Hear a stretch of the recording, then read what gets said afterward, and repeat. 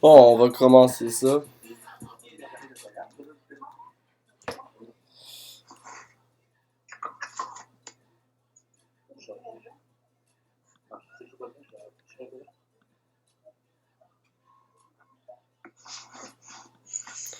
Fait que peut-être juste tout fermer vos micros, là.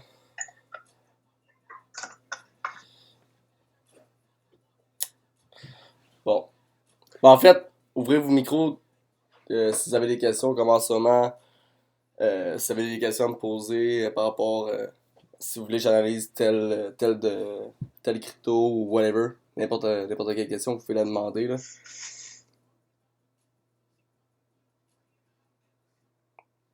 Fait que, est-ce que vous avez des questions pour une crypto ou quelque chose par rapport à l'analyse graphique ou whatever?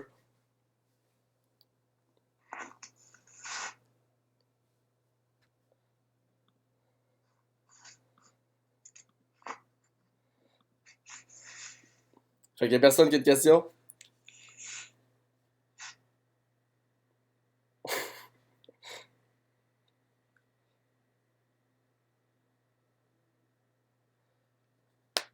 Ok, good, good. Ben là, après, guys, ennuyez-moi un petit peu, whatever, là. Je peux tout le temps parler de certaines choses, mais si vous voulez.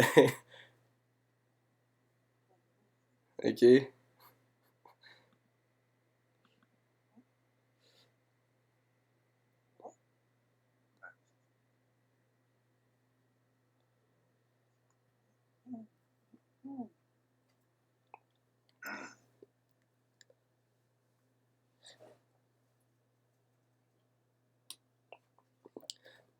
Donc,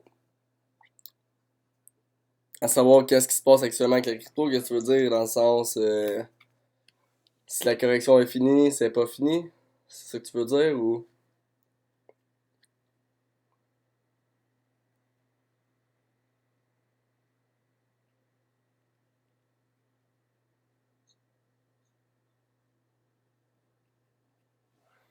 Bon, on va aller voir Wabi là pendant.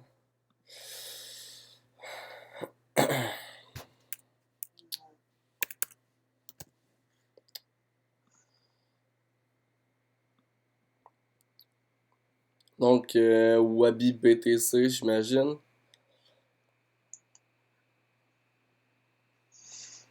Good.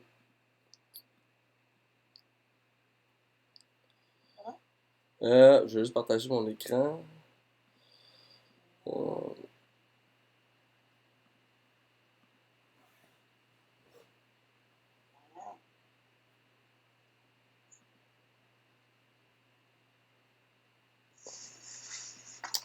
Bon, Wabi, qu'est-ce qui se passe avec ça? En ce moment, c'est clairement bearish. Peu importe le time frame, je crois, là. Oups.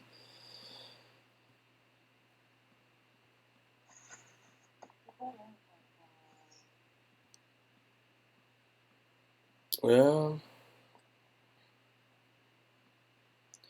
Bon, ça, c'est clairement bearish actuellement, en ce qui me concerne. Si on regarde vite comme ça, euh, il y a un support ici qui est peut-être en train de se briser.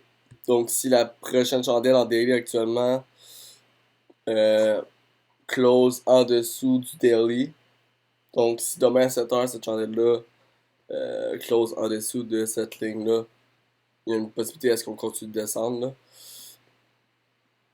Donc, personnellement, je vois ce que je vois overall, par exemple, c'est que tant sur temps qu'on reste au-dessus de cette ligne-là, là, quand je dis si on reste au-dessus, là, je parle tout le temps des corps, ok? Donc, on se fout un peu qu'il y a des mèches, ok? Les mèches en passant, c'est des petites lignes comme ça, au cas où que, bon, vous ne le sauriez pas. Donc, euh, donc c'est ça. Donc, tant sur temps qu'on reste au-dessus de ça, ça risque de monter. Du moins, techniquement parlant, c'est comme ça qu'on voit ça actuellement. D'un point de vue moindrement un peu long terme, moi j'achèterais au-dessus de ça, d'un point de vue long terme. Donc, Donc, si on brise ce point-là comme ça, on achète comme ça ici sur le 8S. Puis, comme je dis, de point de vue long terme, moi, c'est ça que j'attendrais. Puis là, par la suite, logiquement, il devrait se passer quelque chose comme ça ici. Bon, évidemment, ça va pas dire que ça va se passer comme ça, là. Mais overall, je vois ça comme ça. Point de vue long terme, j'achèterais la briseur de ça. Puis, tant son temps qu'on reste au-dessus de ça ici, la tendance overall reste quand même bullish. OK? Puis aussi, je regarde vite ça vite comme ça, puis je vois la formation de ce qu'on appelle un harmonic pattern ici. Donc pour ceux qui savent pas exactement ce que c'est, dans le fond c'est juste c'est un harmonic pattern, mais dans le fond c'est des combinaisons de Fibonacci, ok, j'entrerai pas nécessairement en détail. Mais c'est des patterns quand même relativement assez forts. Puis bon, tant son temps qu'on reste au-dessus du X, il y a une possibilité à ce qu'il y ait quand même une grosse montée, ok? Ça, c'est un pattern qui annonce une impulsion habituellement après. Donc, logiquement, ce que ce pattern-là annonce, c'est ça, comme ça ici. Ok. Donc, overall, pour quelqu'un qui hold ou peu importe, c'est. Moi, je resterai toujours dedans. Pour la personne qui trade, j'attendrai. Pour la personne qui trade, si on va un peu plus sur un petit time frame, moi, j'attendrai qu'on revient en uptrend en 1 heure au minimum. Donc, j'achèterais à partir du moment qu'on brise ce niveau-là. Donc, d'un point de vue court terme, j'achèterais à partir du moment qu'on brise ce niveau-là. Puis d'un point de vue plus long terme, j'attendrais qu'on brise ce niveau-là ici. Donc, c'est good. Est-ce que c'est bon pour Wabi? C'est good? T'as pas de questions?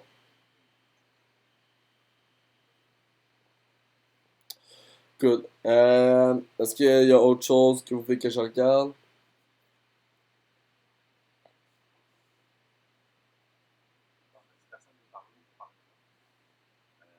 Me demander un peu qu'est-ce qui se passait actuellement. Je t'ai perdu un petit peu de bout. Là. Je sais que là, tu penses que tu disais que c'est en pente descendante encore, le Bitcoin. Ouais, ben dans le fond, euh, le Bitcoin, bon, on va juste retourner dessus. Dans toute la crypto-monnaie en général, en tant que tel. Ouais, en général, il y a c'est une downtrend en tant que telle. Euh, donc c'est une downtrend overall. Mais actuellement, il y a une tendance haussière. Actuellement. Ok, donc si je fais juste l'identifier un peu, là, il y a une tendance haussière comme ça ici. Donc, d'ailleurs, j'ai mis une photo là, dans mon Telegram comme quoi que si on brise ici, officiellement, on va descendre comme ça ici. Là. Ok? Moi, pour le moment, c'est plus ça que je vois. Pourquoi? À cause que euh, à cause qu'on est à cause qu'on est en dessous de cette ligne de tendance là. OK? Puis on la teste. On l'a testé. Donc on a été rejeté ici. On est encore rejeté une deuxième fois actuellement ici. Euh, donc c'est ça. Donc overall actuellement, moi je vois une descente comme ça ici jusqu'à environ là, entre 6000 et 6700 US. Euh, tant son temps qu'on reste dans le fond en dessous de cette zone rouge là ici. OK? Tant son temps qu'on reste en dessous de la ligne de tendance ici et à limite cette zone rouge là ici là, je vois le possible descendre jusqu'à 6000, 6700 environ. Mais là, ce qui se passe, c'est qu'on a atteint le fond, ok? Donc, si on regarde en semaine, si on regarde en semaine actuellement, là, euh, on a atteint là, le maximum qu'on pouvait atteindre. C'est-à-dire qu'actuellement, on est toujours en uptrend en weekly. Donc, je vais juste effacer tout ça, là. Euh, donc, on est toujours en uptrend en weekly. Donc, tant qu'on reste, autrement dit, au-dessus là, de cette push-là ici, là, en tant que tel, on est en tendance haussière. Donc, ce que ça veut dire, ça, c'est que, ben, premièrement, faut tout le temps trader, faut tout le temps, ben, même en investissement, que ce soit trader ou que tu investis longtemps, peu importe, faut tout le temps tu suives la tendance. Donc, actuellement, weekly, on est clairement toujours en uptrend, donc il n'y a pas de stress. Puis, on devrait pas logiquement descendre plus bas qu'ici. Là. À la limite, si on descend un petit peu plus bas qu'ici, c'est une possibilité, mais on va créer probablement ce qu'on appelle une mèche. Puis on va remonter, puis le corps va closer en haut. D'après moi, là, je suis pas mal sûr de ça. Donc, logiquement, on devrait pas descendre vraiment en bas de 6000, logiquement. Puis on trade tout le temps ce qu'on voit, pas ce qu'on pense. Donc, ce qu'on voit en ce moment, c'est une option en weekly, donc logiquement, c'est ça comme ça qui devrait se passer. Je sais juste qu'actuellement, il peut se passer un certain pullback. Ok? C'est une possibilité, là. C'est une possibilité. Puis ce qui nous aide à comprendre ça surtout, c'est que là, euh, il y a eu une rejection de la trendline ici, là. Ok? Donc, il y a vraiment la possibilité d'un pullback, là. Donc c'est ça. Euh, si, là ici j'ai une petite zone bleue ici, là, ok? Si on la brise, cette zone, sur le time frame 1 heure, en ce qui me concerne, si on brise ça, là, je pense qu'on va aller chercher notre petite zone rouge comme ça ici, là. Seulement si on brise, je pense qu'on va aller chercher notre zone comme ça ici, là. Ok? Si ça brise le 6000, ça veut dire qu'on va être dans le week-end, donc on va être en descendante, c'est ça? Ouais, si on brise le 6000, mais tu sais, il faut qu'il y ait une chandelle en weekly qui close en dessous de 6000, là. Donc, moi honnêtement, c'est vraiment pas ça que je vois aucunement, là, pour vrai, je serais extrêmement étonné qu'on brise ça, mais tout peut se passer, puis veut pas, faut toujours garder en tête que la crypto-monnaie, c'est pas un marché certain. Ok? Comme, exemple, moi je trade les devises, puis je sais que le US va exister encore demain, là, ok? Fait que la crypto-monnaie a tout le temps un côté incertain, fait qu'on sait jamais. Écoute, on pourrait descendre à 2000, là, c'est toujours une possibilité, jamais rien de sûr, mais techniquement parlant, là, puis en se fiant au price action, les tendances, en ce moment, clairement, moi je vois pas ça descendre ça en bas de 6000, là. Puis comme je vous dis, ça pourrait descendre, exemple, à 5500, 5000, mais moi, je pense juste que ça va à la limite faire une grosse mèche vers ces, ces, ces chiffres-là si jamais on se rend là, là. Je pense vraiment pas que ça va closer là, puis que là, la tendance en semaine va changer, là. Vraiment pas. Vois-tu que ça va remonter comme c'est déjà été haut? Ouais, moi, actuellement, moi, je pense qu'on a atteint le maximum de la correction, puis que d'ici là, 6 à 12 mois, on va aller chercher là, aux environs de 24 000, quelque chose comme ça. Moi, c'est ce que je pense. Puis, il faut juste pas oublier, là, c'est pour ça qu'il faut dire si, whatever, tu sais, le Bitcoin, c'est une des raisons peut être de la valeur, ou qui avait du moins une certaine valeur, c'est juste parce que c'est la première crypto-monnaie, là. C'est comme le référent, si on veut, là. Parce que, veux pas, il y a plein d'autres cryptos qui sont vraiment meilleurs que le Bitcoin en tant que tel, là. Le Bitcoin, c'est juste parce que c'est comme une notoriété, là. C'est juste ça, là. Oui, effectivement, sauf que quand tu mets quoi de monde, ça veut dire que tout le monde, le market cap, tout le monde Ouais, exactement, exactement, exactement. Sauf que là, pis en fait, il était surévalué Bitcoin, mais le marché de la crypto-monnaie était clairement surévalué, là. C'était quand même assez, relativement très évident, là, que c'était surévalué, là.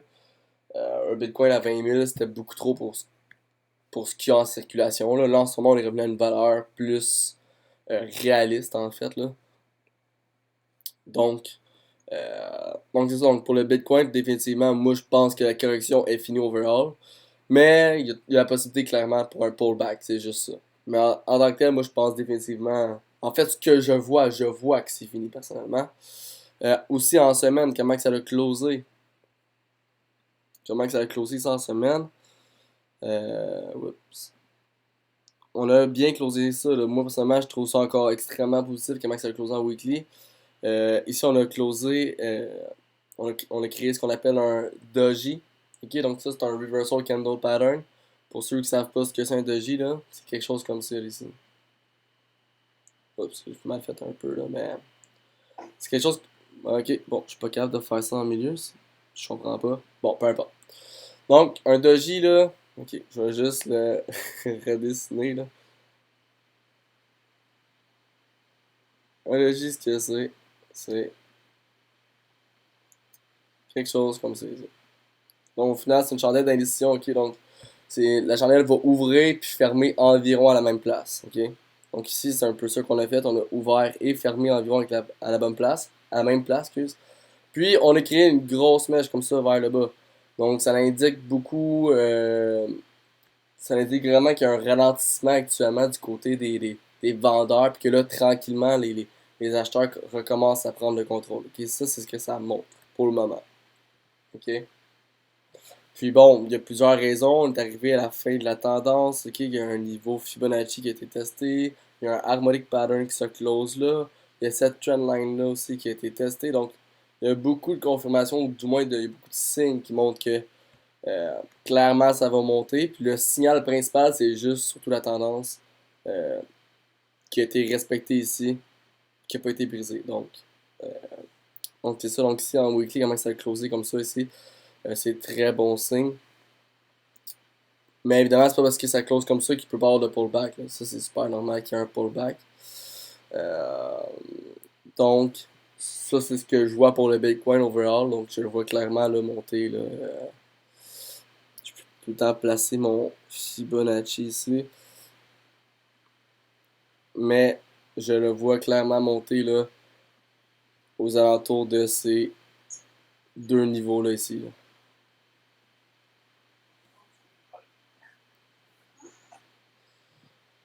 Donc, je sais pas s'il y a des questions de quelqu'un d'autre.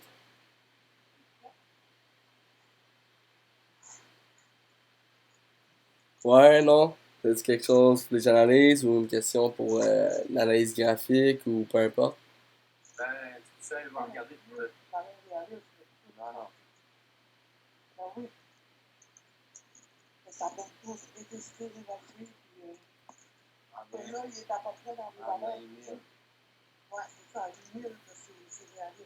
Laissez votre micro ouvert juste pour poser une question, par exemple. Là, j'entends de manger des chips. Sorry, je pensais que c'était fermé, désolé. Non, c'est good, parfait. Mais là, il y a quelqu'un qui allait me dire quelque chose. Ben, je peux ça analyser le QSP. QSP. QSP BTC, j'imagine. Ouais. Ok.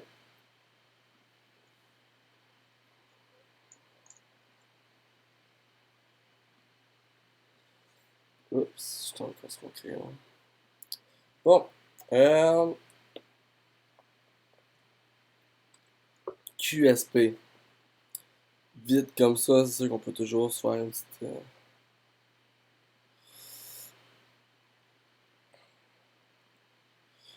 Ok. Quand tu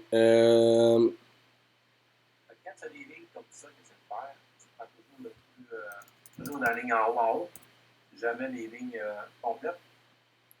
Pardon, répète ça, excuse, j'ai mal compris. Je ne connais pas toutes les expressions du Non, non, ben c'est correct. Quand tu prends une ligne comme que tu viens de faire, Celle-là ici, là? ouais, tu prends toujours la mèche en haut complètement, tu ne prends pas Ben, ben exemple, au lieu de la partie de celui-là, exemple.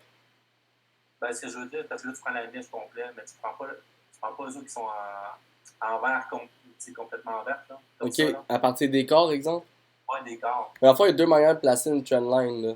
Tu peux la partir soit à partir des corps, comme tu viens de me dire, en fait, c'est bon de faire ça comme ça, ou tu peux partir ça à partir des mèches. Y a-t-il une différence en quelconque? Ben, c'est un peu une question de préférence. Euh, Honnêtement, moi, je préfère. Je te dirais que ça dépend. Je préfère. En majorité, je préfère y aller avec les mèches. Mais si je suis capable d'aller toucher, d'avoir plus de toucher en y allant par les corps, je vais y aller par les corps. Moi, au final, quand je mets une trendline, ce qui m'importe, c'est d'avoir le plus de toucher possible. Donc, actuellement, ça change plus ou moins grand-chose. Peu importe la manière que je la mets, il va y avoir trois touchés. Donc, moi, je la mets par les mèches. Puis, majoritairement, moi, en ce qui me concerne, je la mets par les mèches, là. Mais c'est vraiment une question de préférence un peu aussi, là. Pour être honnête, là. Ok. Mais moi, avec mes trendlines, j'aime voir un peu l'extrémité de la résistance du sport, là. Fait que je préfère mettre ça sur les mèches. Mais pour mes résistances sport, je préfère mettre ça par rapport un peu plus au corps. À cause que là, ça identifie des points de structure. Puis c'est aussi en rapport avec les tendances. Fait que je préfère identifier ça par rapport au corps. Euh, donc, dans le sens, puis je m'explique un peu, là, c'est-à-dire que ici, exemple, ce point de structure-là est identifié par rapport au corps. Parce que quand on regarde la structure de marché, c'est les corps qui nous intéressent. Mais les lignes de tendance, je veux pas, c'est des. Ça identifie pas des points de structure, ça identifie des tendances en fait, puis des zones de résistance sport, mais c'est pas en lien avec la structure. Donc, c'est pour ça que c'est pour ça que j'utilise plus ou moins les corps pour les lignes de tendance. Mais les sports résistance, eux, oui, à cause que ça identifie la structure. Quand on regarde la structure, ce qui nous intéresse, c'est vraiment les corps. Donc c'est ça. Mais dans le fond, ici, ce que je vois pour QSP, là, il y a clairement un triangle en ce moment, ok? Donc, il y a clairement un triangle, puis en fait, on est en uptrend en daily, ok? C'est-à-dire, ça, ce point-là, pourquoi je l'ai identifié, c'est à cause que c'est notre dernier higher low, ok? C'est-à-dire que la tendance, moi, actuellement, là, si on part d'en bas, là, moi, je vois ça comme ça ici, là, ok? Donc, tant si longtemps qu'on brise pas ce point-là ici, là, je crois qu'on est toujours en tendance haussière, ok? Donc, là, en ce moment, il y a la formation d'un triangle. OK? Donc, la brisure de ce triangle-là, logiquement, va nous guider vers la prochaine direction. En ce moment, on est toujours en uptrend en daily. Donc, il faut tout le temps suivre la tendance. Donc, moi, je vois la brisure qui va se faire vers le haut parce que actuellement, on est en uptrend en daily. OK? Donc, là, ici, on a testé ici. OK? Donc, il pourrait là, clairement avoir. Ben, en ce moment, on a été rejeté, mais il pourrait clairement avoir un pullback encore jusqu'à là ici. Pour monter, là, dans l'éventualité, briser ici. Puis là, on achète ici. Ça, c'est d'un point de vue vraiment à long terme. Pour avoir une entrée plus précise, il va falloir rentrer ici. Pour faire un trade en fait court terme, on va rentrer bon à quelque part ici. Euh, Puis pour une entrée plus précise, on va rentrer ici aussi. Là. OK? Mais en termes de confirmation, moi, ça serait quelque chose comme ça que je verrais qui se passerait là, prochainement là, pour QSP. Là. Là, on peut toujours aller en petit time frame voir ce qui se passe là.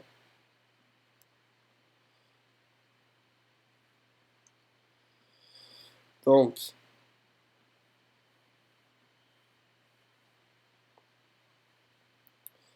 euh, ok, cool, cool.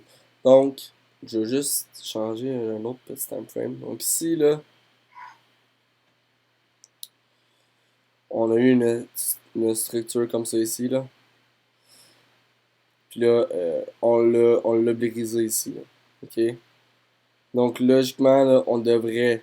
Quand on se base la petite structure, c'est aussi ça qu'on voit actuellement. Là. Donc, moi, personnellement, en termes de trading, je ferais vraiment rien. Je ferais fuck all actuellement. Faut pas oublier ça encore là, hein. C'est tout dépendant de votre style, du moins, ou peu importe. Surtout d'un point de vue long terme, là, on fait pas des achats chaque jour. C'est pas comme ça que ça fonctionne. Là. Comme en ce moment, c'est clairement un mode attente pour QSP. Là. Ça veut dire que soit t'achètes euh, ici, aux alentours d'ici, ou soit t'attends la brisure de cette ligne de tendance-là. Fait que toi, tu l'aurais-tu vendu à. Ça fait plus, je regarde mon graphique. Hein. À 39. Ouais, moi, exemple que j'aurais acheté ici, là. Moi, si j'aurais vu, j'aurais peut-être attendu, mais ouais, j'aurais soit vendu clairement juste là, ou j'aurais attendu de voir une rejection. Comme l'exemple, il y en a eu une, puis là, j'aurais vendu. Là. Ok. C'est ce que je pensais aussi. Puis après ça, c'est ça. Puis là, tu savais que ça allait redescendre quasiment. Puis ça. Ouais, exact. Puis là, comme j'ai dit aussi, il y a un triangle ici, là, qui se forme. Donc, ça pourrait clairement faire du sens, là, qu'on redescende, là, jusqu'à là encore. Puis fait que là, en ce moment, tu ne vendrais pas ça parce qu'on est comme un peu trop dans le milieu. C'est quoi? Là, je vendrais pas ça. Mais moi, actuellement, ça dépend, comme comme ça dépend de comment tu vois ça, là. En termes de. Dans le sens que toi, évidemment, t'en as, j'imagine, en ce moment, là. Ouais, puis je terminais un petit peu trop tard, fait que je voulais le vendre, mais j'étais pas occupé, fait que j'ai pas Ok, pris le temps. puis t'as acheté quand ça? Ça, j'ai dû acheter ça dans le gros, dans la minute de décembre, là, Ok, malheureusement. ok, dans le. Ok, c'est bon, ok, ok. Ben alors, en ce moment, je te. Parce que là, c'est par rapport au BTC actuellement, là. Donc, d'un point de vue long terme, faudrait que j'analyse par rapport au US, là. Ok? C'est ça. Ok, fait que. Mais clairement, là, clairement, si ça descend là, ben, t'es mieux d'avoir des BTC que d'avoir du QSP, logiquement. Mais ton portfolio va quand même diminuer de valeur, mais moins, pendant cette descente-là. OK. C'est juste ça que ça va. Que ça ferait overall. Mais Fait quand ça fait des triangles comme ça, à cause que ça en hop, ben c'est ça, la plupart du temps, il va remonter. ouais, ben dans le fond, on faut toujours suivre la tendance. Donc, s'il y a un pattern qui se passe, ben il y a des chances que au final ça break euh, vers le sens de la tendance. OK. Comme là, il y a un triangle qui se forme, il y a plus de chances que ce triangle-là en question break vers le haut. Parce que là, en ce moment, on est en tendance haussière. Donc, il y a plus de chances. Est-ce que ça se peut que ça break vers le bas? Définitivement, mais en termes de probabilité, de chance, il y a beaucoup plus de chances que ça break vers le haut. Si on Définitivement. calculerait ça avec le triangle, ça veut dire que c'est à partir du mois de mars que ça devrait. Ah, ben, en tant que tel, il y a quelqu'un qui m'avait donné, récemment, j'ai fait une analyse, puis il y a beaucoup de gens, en tout cas, c'était bizarre un peu les critiques. On me parlait, il y avait certaines personnes qui, eux, ils regardaient beaucoup le temps, là, mais moi, personnellement, pour être bien franc, je me fous vraiment du temps, là. Pour la simple et unique raison que c'est très difficile de savoir que, QSP va être à ce prix-là d'ici X temps ou whatever, là. C'est, moi, je trouve ça pratiquement impossible. Tu peux avoir une certaine estimation, mais c'est impossible là, de dire que au mois de mars, on va être à ce prix-là. Là. Genre, pour être honnête, je peux pas te dire, là, surtout que c'est volatile la crypto, fait que je peux pas te dire c'est quand qu'on va être rendu à tel prix. Là. J'en ai aucune idée. Là. C'est comme le Bitcoin, que je pense qu'il va être à si X temps à 23 24 000, c'est pas en une semaine que ça se fait, ça, évidemment. Là. Moi, je pense que ça va se faire entre 6 mois et 12 mois, là, tu sais. Mais combien de temps que ça va prendre, ça, on le sait pas, là. Ça, on le sait vraiment pas. Fait qu'eux autres qui ont mis en mi-décembre, qui ont pas mal plus chuté, fait qu'on devrait récupérer dans un an, en espérant. Euh... Ben, d'ici maximum un an, clairement, oui, mais là, après ça, c'est parce que, oui, tout dépend du Bitcoin, mais tout ne dépend pas juste du Bitcoin aussi. Là. Il y a plein de nouvelles par rapport aux autres crypto-monnaies qui peuvent faire en sorte que ça va push à fond, là. Parce que, exemple, si on prend exemple, le Bitcoin, il a fait x20 en 2017, mais le Ripple, exemple, il a fait x300, là, tu sais. Fait, fait que c'est pas nécessairement, je dirais oui puis non, ce serait ça ma réponse par rapport à ça, parce que d'une part, le Bitcoin influence grandement, mais une crypto peut quand même bouger vers le haut, même si le Bitcoin descend, là. Fait que faut pas prendre pour acquis non plus que le Bitcoin bouge tout nécessairement, même si définitivement ça a une énorme influence, là. Mais, mais non, ça fait que je pense. QSP, exemple, je sais pas, t'as acheté à quel prix par rapport au US, puis en ce moment, il est à combien, là? Je pense à 0,32 actuellement, Ok, puis t'as acheté à combien? à 0,40. Ah, ok, c'est pas super. Ouais, mais disons que j'ai fait d'autres transactions avant l'autre. Ok, ok. Ok, c'est bon. Ok, Disons que l'autre. disons que je 0.40, ça, t'as fait ça récemment, là. Hein? 0.40, ça, t'as fait ça récemment, là. Ouais, si on pourrait dire ça de même, mais je l'ai fait en décembre, mais tu sais, il a Ah, augmenté. en décembre, ok. Mais Ok, c'est bon. disons que je suis vraiment à perte, là, parce que, bon, j'avais un mauvais moment, puis je savais pas comment ça fonctionnait. Ok. Ben non, c'est ça. Ben écoute, je pense pas que ça va reprendre la valeur dans le temps du Bitcoin nécessairement, là, pour vrai, parce que, comme je dis, c'est indépendant, là. Fait que, je pense pas nécessairement, là. Je pense pas ça pour vrai. Au contraire, moi, je pense que le Bitcoin va pas reprendre sa place en termes de. C'est-à-dire que pendant longtemps, il était comme à 50 à 60%, là. il représentait 50-60% du marché, mais moi je pense pas qu'il va retrouver cette part-là dans le marché. Donc, au contraire, moi je pense que les altcoins vont reprendre leur valeur beaucoup plus vite que le Bitcoin que le Bitcoin va reprendre sa valeur. Là. Je pense que les altcoins vont reprendre leur valeur beaucoup plus vite que le Bitcoin. Ouais, c'est assez difficile, pareil, hein. On mélange souvent avec le Bitcoin, puis les altcoins, puis comment que c'est évalué, puis etc. Parce qu'il y en a des transactions qui sont par Ethereum, mais il y a beaucoup de monde qui ne suit pas avec ça, ils vont suivre plus sur le BTC, puis avec les autres altcoins. Ben, c'est parce que quand tu trades, t'as une balance en Bitcoin ou en Ethereum à la limite, tu sais. Jusqu'actuellement, tu peux trader euh, pratiquement tout avec tes bitcoins versus pas encore avec Ethereum. Non, c'est ça. Donc, majoritairement, c'est par rapport au BTC, mais honnêtement, je, non, moi, je regarde juste par rapport au US parce que moi, je suis un peu plus long terme, puis quand je get out, puis je change ça directement en fiat.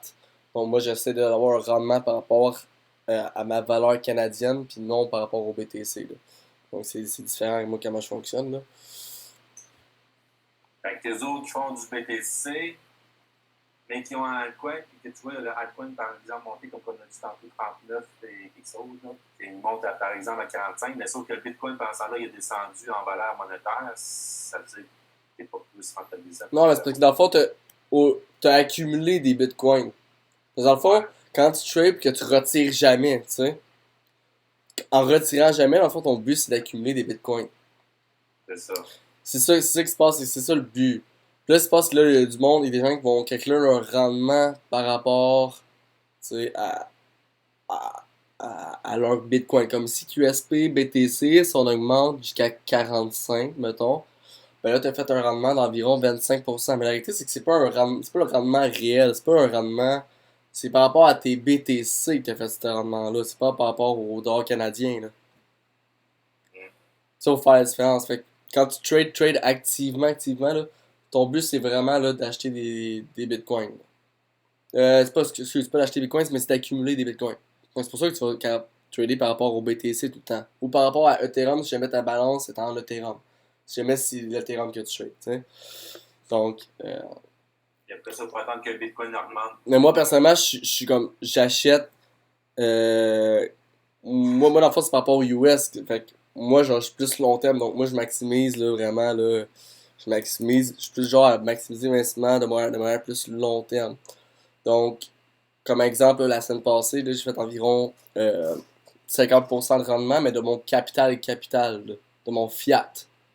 Pas par rapport au BTC, j'ai fait ça. Puis là, actuellement, je suis en mode attente. J'ai transféré dans le Quadriga. C'est pas encore exactement arrivé en ce moment, là. Puis là, j'attends le chandelle, puis ça se peut que je vende. Ou que je reste. Mais, euh, mais c'est ça, donc au final, moi, exemple, si on prend exemple de ce que j'ai fait au final, là, je prends un exemple par rapport au BTC, mais j'ai fait la même chose avec les altcoins dans le même moment. Ben, moi, j'ai acheté ici, j'ai vendu là. J'avais racheté un peu ici, puis j'avais revendu, j'avais pas fait vraiment d'argent ici. Puis là, j'ai racheté ici à 6 000.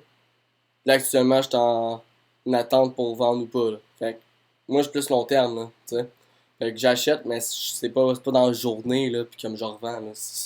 Je suis quelqu'un qui va faire du swing, là, puis qui va, euh, qui va être plus long terme. Moi pour être honnête, là, pour ceux qui sont sur vidéo en ce moment, là, ça, c'est juste moi, ok? Dans le monde du trading, on est souvent. Il y en a ils veulent juste le scalping ou whatever, mais pour être honnête, le swing, c'est la meilleure forme de trading au monde. Ok, c'est la plus efficace. Est-ce que tu peux être profitable à faire du day trading puis du scalping? Ouais. Mais définitivement, moi je vous conseille clairement de pas aller dans le scalping ou whatever. Le trading, là, à la base, là, faut comprendre une chose, là, le trading, ok? À la base, là, c'est fait pour avoir une liberté. Ok? Ça, ce que ça veut dire, là, ça veut dire que vous partez un trade, mais vous n'êtes pas censé le regarder chaque 30 minutes. Fait que la base, le concept du trading, c'est censé En termes d'investissement, c'est court terme. Ok? C'est-à-dire qu'un investisseur, lui, il va investir pour 5, 10, 15, 20 ans. T'sais. Un trader, lui, son trade ne va pas durer plus qu'un an parce que c'est un trader. Fait que le but du trading, dans le fond, c'est de maximiser son investissement à cause que tu vas profiter d'une montée, puis quand tu vois qu'il y a une descente qui s'en vient, tu vas vendre, puis tu vas racheter plus bas, puis ainsi de suite. Ça, c'est le trading. Mais ce qui se passe, c'est que c'est beaucoup plus efficace de faire ça sur un time frame plus gros, donc daily, exemple. Donc, moi, exemple, c'est ça que j'ai fait ici. J'ai acheté ici, mais j'ai vendu là parce que on revenait ici au point de structure ici. Je savais logiquement qu'on allait redescendre. Donc j'ai acheté là, j'ai revendu là. J'ai revendu là. Comme ça ici, j'encaisse aucune perte du BTC. Là, bon, évidemment, j'ai racheté un petit peu ici, puis j'avais revendu avec à peine de profit. Puis là, vous voyez, j'ai racheté ici. Puis là, ça se peut que je revende ou que je laisse ça aller. Fait que le but du trading à la base, c'est de maximiser son investissement en n'encaissant pas les pertes dans le fond, c'est en achetant puis en vendant quand on voit une descente, tu sais. Mais pour faire ce que je fais pour transformer ça en fiat, là, tu fais pas ça avec du trading court terme. C'est pas assez efficace parce que c'est trop vite là. Le temps que tu transfères que tu vendes, ben ton 5% de fait là, il a disparu dans le temps que tu veux vendre, tu sais. Fait qu'à la base, le trading, c'est censé être pour avoir une certaine liberté. Évidemment, si vous voulez faire du day trade pour accumuler vos BTC, c'est super correct, là, je dis pas le contraire. Je vais juste vous dire ma vision du trading overall. Là. Fait que, parce qu'il y a beaucoup de gens qui accumulent des BTC ou whatever, mais moi je peux t'engager que n'importe qui dans vos résultats, peu importe qui, puis ça n'a rien à voir là, que vanter ou pas, là, c'est juste une question de logique. Je peux t'engager que n'importe qui, si on calcule la valeur du portfolio, le mien versus n'importe qui, euh, dans les 2 derniers mois, je suis pas mal sûr que mon rendement a été meilleur par rapport au dollar canadien. Là. Juste à cause que j'ai acheté ici, j'ai vendu ici en fiat, j'ai racheté ici, vendu en fiat. Ben, pas encore vendu, là, mais comme. Fait que c'est deux visions différentes du trading au final. Là. Fait que moi, je suis un peu plus long terme. Là. Fait que là, toi, tu vas plus mettre ton argent en USDT, Vincent. Non, seulement maintenant c'est Quadriga que j'utilise. C'est quoi? J'ai dit, j'utilise Quadriga maintenant. Ok, ouais, c'est ça. Okay. Ah, mais c'est super, Maxime, hein? C'est excellent. Good. Mais évidemment, vous pouvez faire du day trade. En passant, c'est correct. Je veux pas. C'est juste que moi, c'est comme ça que je pense. C'est mon trading. Ok? Je dis pas, je hate pas nécessairement ça. Mais le scalping, moi, je vous dis tout de suite de vous éloigner de ça. Là. Les espèces de trades là, qui se passent en max 1 heure, whatever. Pour moi, honnêtement, c'est du vomi. Fait que moi je trouve que c'est pas bon. En tout cas, mais ça encore là, c'est juste moi. Il y a des gens qui gagnent leur vie vraiment en faisant du scalping. Pour eux qui savent pas c'est quoi du scalping, c'est justement c'est un trade qui va pas durer plus qu'une heure. Là. Puis tu vas aller chercher des petits rendements ben, très vite. Là. Donc, donc c'est ça. Puis oubliez juste toujours pas le rendement réel versus le rendement de vos BTC. Là. C'est quand même deux choses différentes. Parce que quelqu'un qui fait 50% de sa semaine, ça se peut, mais est-ce que c'est par rapport au fiat ou par rapport au BTC? Demandez-vous tout le temps ça parce que c'est vraiment deux choses différentes. Là. C'est vraiment deux choses différentes. Bon. KNC. Ok, je vais juste faire quelque chose. Bon. Donc, KNC.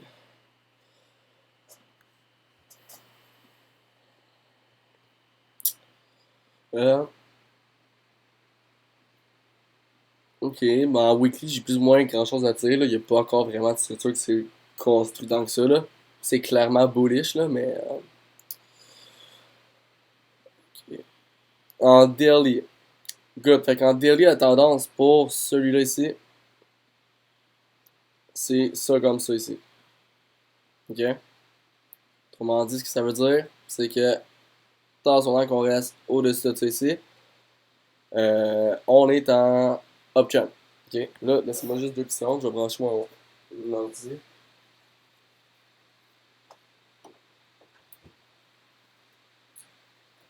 Donc, c'est ça. Donc, tant son qu'on reste au-dessus de la ligne noire ici, on est clairement en tendance haussière.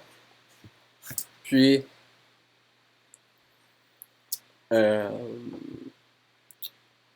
C'est ça, donc, overall, c'est bullish. Ok, ça devrait continuer de monter. Donc, ça, c'est juste une correction. Là, vite comme ça, je pourrais mettre juste peut-être des petites zones, là. Vite comme ça, ici, on a un daily. Je ferai genre en 4 heures pour voir le reste.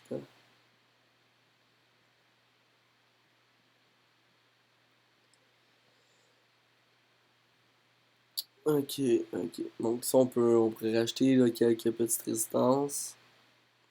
Avant ça, quand j'identifie mes résistances sport, j'aime bien qu'il y ait des pushs comme résistance et comme sport. En passant là.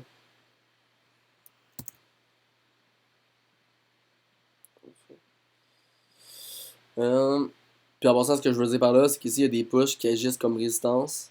Puis ici, il y a des pushs qui agissent comme support. Donc autrement dit, je vais juste faire un petit dessin là. Moi, j'aime voir quelque chose comme ça. Puis là, je mets une ligne. C'est pas nécessairement juste ça que je veux ou juste ça que je veux. Ok? Moi, ce que j'aime bien d'abord et avant tout, c'est identifier des ondes comme ça quand je mets mes résistances sport. Euh, bon, ok. Là, je vais juste retourner ici. Cool.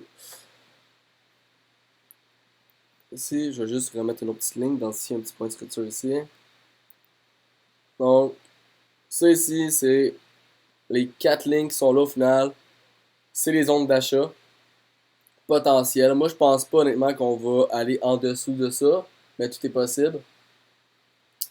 Euh, donc ça, je pense pas qu'on va se rendre en dessous de ça. Ça, c'est la limite, évidemment. On peut toujours buy en ce coin-là, mais ça, c'est la limite. C'est-à-dire qu'en daily, on doit pas briser ce point de structure-là. Donc, il doit pas avoir une chandelle en daily qui va closer en dessous. Donc, le corps, n'oubliez pas, on parle pas de la mèche, mais bien du corps. Donc, ça ici, dans le fond, c'est toutes des ondes potentielles pour acheter. Sauf que actuellement, la tendance est à la baisse en 4 heures. OK? Puis en 1 heure aussi d'ailleurs. Donc, moi, je vous conseille pour faire un achat qu'au minimum, la tendance en 1 heure soit à la hausse. Donc, ça en 1 heure, si vous voulez juste que je l'identifie un petit peu la tendance, là, on pourrait peut-être même aller en 30 minutes. Là. Ben, c'est clairement ça comme ça ici. Là. Donc, logiquement, là, il devrait y avoir une brisure de ça ici là, avant d'acheter quoi que ce soit. Du moins, moi, c'est comme ça que je vois ça. Puis moi, c'est comme ça que je trade. Ok, donc, euh, je je veux qu'un support ou une résistance soit rejeté, mais en termes de tendance, j'aime bien là, euh, qu'un, qu'un- que la tendance en court terme soit brisée. Là. Comme au minimum 15 minutes, 30 minutes. Là. Que ce soit au moins dans le sens que je veux. Là. Donc, si vous achetez, mais qu'en 15 minutes, la tendance est encore baissière, disons que vous ne mettez pas toutes vos chances, les chances de votre côté. Là. Puis en trading, encore là, une chose, le but c'est pas de viser la quantité, mais la qualité. Fait que, donc ce que vous voulez être, c'est pas quelqu'un qui mitraille partout avec sa mitraillette, vous voulez être un sniper, puis vous allez prendre comme des trades de qualité. Là. Donc le but c'est pas de prendre 24 000 trades, là, c'est vraiment pas ça. Là. C'est de prendre des bons trades de qualité qui sont. Parce que vous maximisez vos chances de gagner. Là. C'est vraiment juste sur le but. Là. Donc, c'est pour ça que si on veut acheter, il faut au minimum que la tendance court terme soit dans notre sens, en notre faveur. Donc, moi ici, je prendrais un achat seulement si on brise ça ici. Là, ce qui se passe, c'est qu'on peut toujours aller en 15 minutes juste pour voir quelque chose. Là. Ok.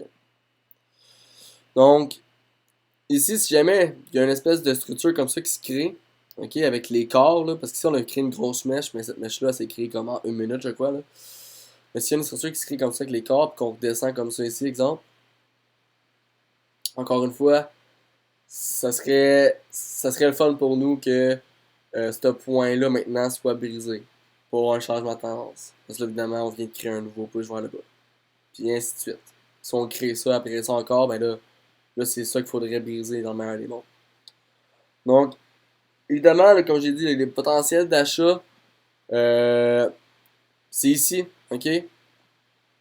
Mais ce qui se passe, c'est qu'en termes de ratio, ok, pour eux qui trade, par rapport au BTC, là, logiquement, en fait, ben, si on achète en ce moment, parce que comme je l'ai dit, ça, c'est des zones d'achat. Donc, il y a plusieurs stratégies dans le trading. On peut acheter directement un support, mais là, il faut mettre notre stop en conséquence, ok? Donc, ici, là, pour mettre notre stop en conséquence, ben, il faudrait le mettre, là, euh, il faudrait le mettre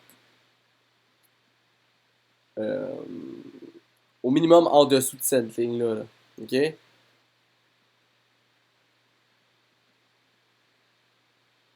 Donc, là, juste faire l'analyse au complet, là. Au complet. Ok.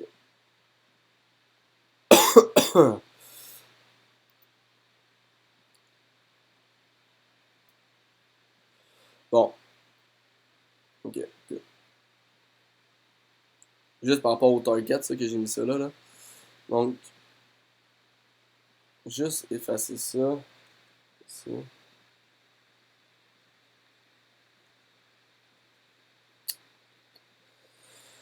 Donc, ça, vous allez comprendre un peu ce que je veux dire par rapport au stop, là. C'est qu'en fond, l'important quand vous prenez un trade, encore là, c'est votre risk reward.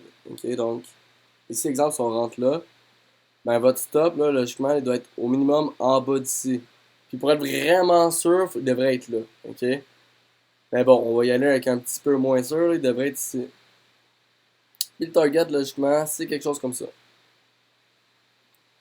Donc, ça ici actuellement, ça fait du sens. Ok? Le ratio, autrement dit, est de 2,8. Ça veut dire que vous avez le potentiel de faire 2,8 fois ce que vous risquez. Fait que c'est correct. Ok? C'est correct. Overall, c'est bien. Ok? Mais là, ce qui se passe, c'est que si on. Parce que souvent, les gens ils pensent que l'entrée la meilleure, c'est celle où on démarre son trade euh, sur le bout d'une mèche. Mais c'est pas vraiment ça le meilleur entrée, parce que dans le fond, le meilleur entrée, c'est l'entrée qui va te donner le meilleur ratio risk-reward. Fait que plus que vous avez un potentiel de gain par rapport à ce que vous risquez, mieux que c'est, puis c'est ça que vous voulez. Fait que si on retourne en 30 minutes par exemple, comme tantôt, puis que là, oups, puis que là, on démarre son trade quand il y a une brisure ici, là, exemple. On va dire que là, on monte, puis ça va monter, ok, là, c'est juste un exemple, là. Donc là, logiquement, notre trade. Excusez. Donc là, notre trade, on démarre cela ici. Notre stop, logiquement, il serait quelque chose comme là ici. Mais là, notre target, il serait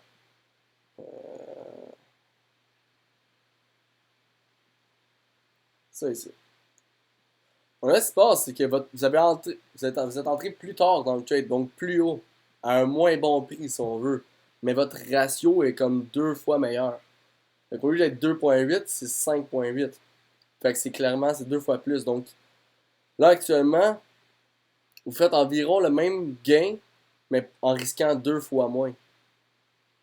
OK?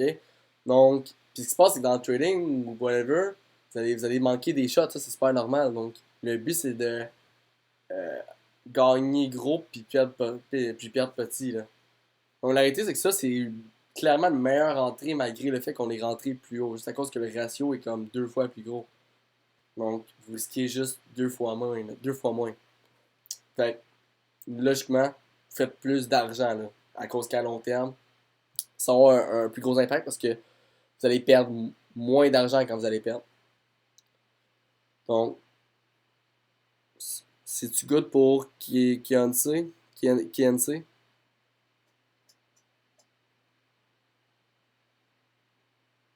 Good. Après ça, LTC, USD. Fait que focuser là-dessus, guys, en passant, le ratio, c'est ça qui est important. C'est pas de rentrer sur le bout d'une mèche, ok? Donc, c'est vraiment le ratio qui est important. Là.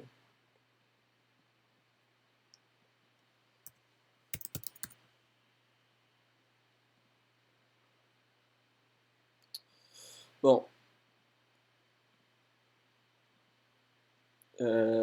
Donc, Litecoin. Litecoin. Bon, Litecoin. Comment est-ce que je vois ça actuellement? Bon, on a formé un petit double bottom ici.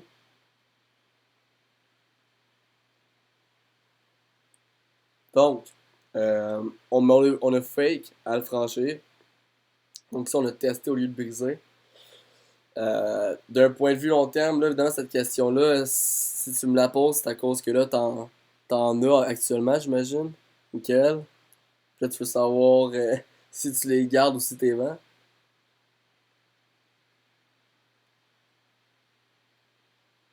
Ah, ok, tu peux rentrer, good. Euh, ben, définitivement, honnêtement, le meilleur temps de rentrer, comme moi, exemple, là, ce qui se passe, c'est que moi, actuellement, j'ai transféré sur Quadriga, là, ça devrait être transféré sur Quadriga, mais j'ai rien vendu, ok? J'ai vendu mes Litecoin parce que bon, whatever, là, peu importe. Mais là, ça, c'est sur Quadriga actuellement, d'après moi, logiquement, là. Mais j'ai rien vendu actuellement, overall. C'est-à-dire que j'ai tout le temps des bitcoins en ce moment, j'ai pas de fiat. J'attends la fermeture d'une chandelle. Donc, moi, le Litecoin, exemple, j'avais acheté ça ici, là. Ok? Donc, la meilleure entrée, pour être bien honnête, c'était là. Euh, mais bon, actuellement, actuellement, t'as pas le choix d'attendre une brisure là, de ce point-là ici. T'as vraiment pas le choix d'attendre ça. Fait que d'un point de vue long terme, pour ceux qui n'ont pas de Litecoin ou qui veulent juste en racheter, si vous avez rien fait, si vous n'avez pas acheté au plus bas ici, en ce moment, vous devez juste attendre que ça ici, ça brise. Aussi simple que ça, en fond, c'est un double bottom ici. Puis, logiquement, là, on devrait monter, là. En fait, logiquement, on devrait vraiment monter, monter, monter, monter, là. Mais, en ce moment, il faut vraiment attendre la brisure de ce point-là. Donc, autrement dit, il faut attendre qu'il y ait une chandelle en daily qui close au-dessus de la ligne noire ici, là, pour un achat long terme pour le Litecoin. Donc, moi, j'attendrais actuellement, si j'étais à ta place, euh, parce que là, il est comme, c'était soit là, ou soit que t'attends une brisure. Fait que là, en ce moment, t'as pas le choix d'attendre la brisure. Euh, Overall, aussi, bon, dans l'année générale, ok, en weekly, c'est tout le temps à la hausse, en passant. Tout ça, toute cette descente-là ici, c'est une correction. Puis, ici, ce que j'ai aussi ici,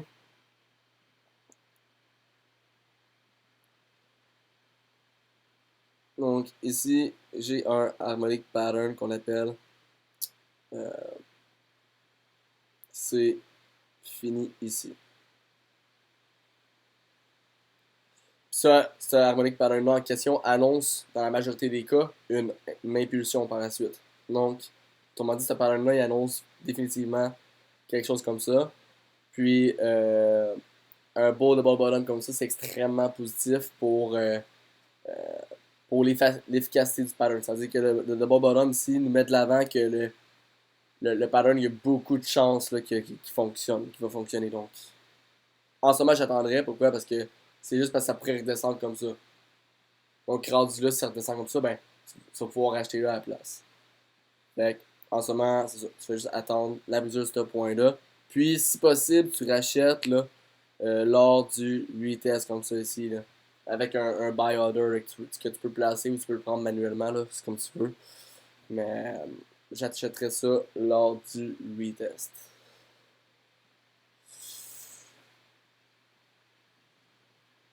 Euh, un coin comme LTC peut être tradé en BTC, ETH, BNB ou USDT. Est-ce long à démêler un ou l'autre? Pourquoi trader avec un plus qu'un autre? En fait, la majorité des gens, pourquoi est-ce qu'ils. En fait, on me demande qu'on peut trader avec plusieurs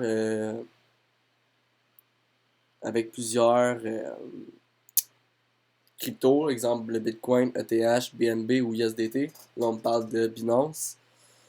Puis là, on me demande qu'est-ce qui est mieux. Mais c'est parce que dans le fond, avec le Bitcoin, tu peux trader tout. Dans le fond, tu peux acheter tout avec le Bitcoin. Tandis qu'avec les autres, tu peux pas tout acheter. Là. Avec les autres, tu peux acheter, je pense, environ là, une dizaine de cryptos versus avec le Bitcoin, tu peux juste toutes les acheter. Donc, la majorité des gens vont trader par rapport avec le Bitcoin juste à cause que tu peux tout acheter avec ça. Là. Donc, en ce moment, je pense que c'est juste ça ta réponse en fait. Là. C'est juste parce que tu peux tout acheter avec le Bitcoin. Donc, c'est juste pour ça que majoritairement les gens vont trader avec le Bitcoin. Mais là, plus que ça va venir, plus que les gens vont trader avec l'Ethereum. Là. Parce que là, peu à peu, on va pouvoir acheter de plus en plus de crypto avec l'Ethereum. D'un point de vue long terme, moi je pense que l'Ethereum va finir par prendre la place du Bitcoin.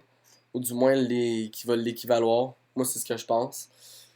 Euh, donc, pour ceux qui sont intelligents, ils vont avoir du Bitcoin, mais ceux qui vont vraiment être intelligents vont clairement avoir de l'Ethereum, puis ils vont même avoir plus d'Ethereum que Bitcoin. Donc, euh, donc c'est ça. Est-ce que ça répond à ta réponse, Yannick?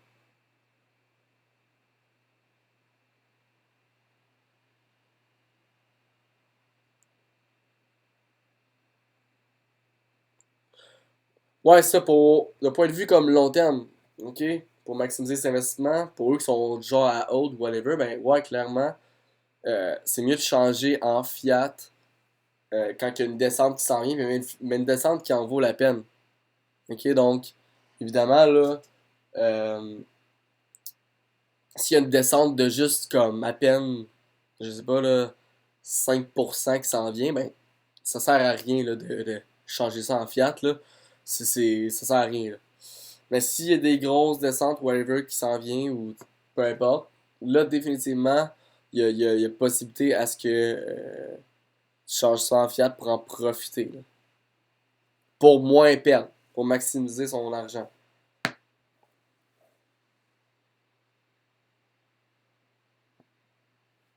Ouais, les délais, des fois, ils peuvent être longs, tout dépendant avec quel crypto tu peux transférer. Les frais, c'est correct, ça. Les frais, c'est pas trop. C'est pas trop, mais comme je dis, s'il y a une descente de 5%, c'est stupide. Les frais vont prendre une certaine partie de ça, puis comme le temps que tu le fasses ou whatever, ça en vaut pas la peine, là. Donc, il faut vraiment que tu vois quelque chose, là. Il y aura vraiment que tu vois une grosse descente pour changer ça en fiat, pour que ça en vaille la peine, là. Ouais, puis dans le fond, moi, j'ai tout le temps utilisé le USDT, là, j'attends de voir qu'est-ce qui se passe, à cause que là, ils sont sous enquête, le gouvernement, tout ça. Donc, j'ai utilisé le USDT pendant très longtemps, en fait, mais là, actuellement, j'avais mon compte Quadriga depuis un certain temps, en fait. Puis là je l'utilise pour ça, mais sur Quadriga, ce qui se passe, c'est que quand je transfère sur ça, je laisse mon argent là, donc je la retire pas de Quadriga, là. Donc, c'est juste pour ça que je l'utilise, le Quadriga. C'est juste pour ça. Donc, Donc, c'est ça pour Yannick. Est-ce qu'il y a d'autres questions? Est-ce que vous voulez que. Y a quelque chose que vous voulez que j'analyse? Ou est-ce que vous avez des questions par rapport à l'analyse graphique, par rapport, je sais pas, comment placer les Fibonacci ou c'est quoi les étapes pour prendre un trade, je sais pas. Est-ce que vous avez des. Ouais, exact. Exact, Yannick. Euh... Donc là, si vous voulez, on peut toujours aller voir un peu le Bitcoin ou les autres, juste comme ça. Mais là, comme on regarde ici, je risque de retransférer le tout et de peut-être pas vendre. Donc moi là, si on close comme ça ici, là, clairement je ne vais pas vendre. Donc ça ici, d'ici 1h13 si cette chandelle-là ferme comme ceci, puis si possible au-dessus du point de structure, là. Donc si ça ferme comme ceci, on appelle ça ces deux chandelles-là qui se suivent, on appelle ça un engulfing pattern, c'est-à-dire qu'un engulfing pattern, c'est une chandelle qui va comme briser la chandelle précédente. Donc, exemple ici, cette chandelle-là, elle va fermer au-dessus de la rouge, donc elle l'a brisée. Ok, donc ça, c'est un engulfing pattern. C'est un reversal candle pattern qui est le plus efficace. Donc, si ça close comme ça, c'est clairement, c'est très positif pour que ça continue de monter actuellement. Puis, si possible, comme j'ai dit, si possible, on brise ce point-là, ben, clairement, là, ça va continuer de monter, là. Donc, si on ferme comme ça, puis si possible un peu plus haut, là, clairement, là, ça va monter comme ça ici, là. Puis, rendu là, peut-être même que ça va justement briser comme ça, faire un retest. Puis bon. D'ailleurs, dans mon Telegram, j'ai mis les deux possibilités. Donc, en ce moment, la possibilité, c'est soit ça, ou ça comme ça. Ici, là. OK? Donc ça ici, c'est les deux possibilités actuellement, là. Mais si ça close comme ça actuellement, ça s'enligne vers ce genre de situation-là qui peut se passer, là, pour le Bitcoin en passant, là.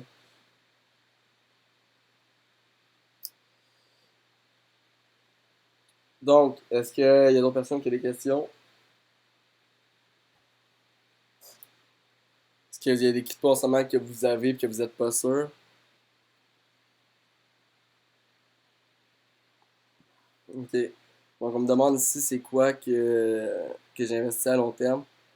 Là, en ce moment, honnêtement, j'ai encore en fait, je risque de, comme j'ai dit, j'ai transféré ce code-là, mais c'est pas encore vendu, mais je risque de racheter, là.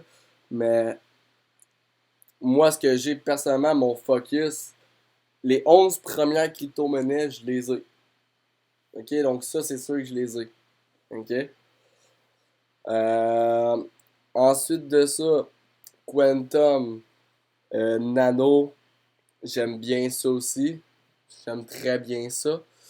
Euh, Sinon, il y a aussi Stratis que j'aime bien. Puis honnêtement, moi, j'ai rien de plus que ça. Donc, mon focus, moi, c'est ces 14 crypto-monnaies-là. Donc, les 11 premiers qui sont classés en haut. Et Quantum, Nano, puis,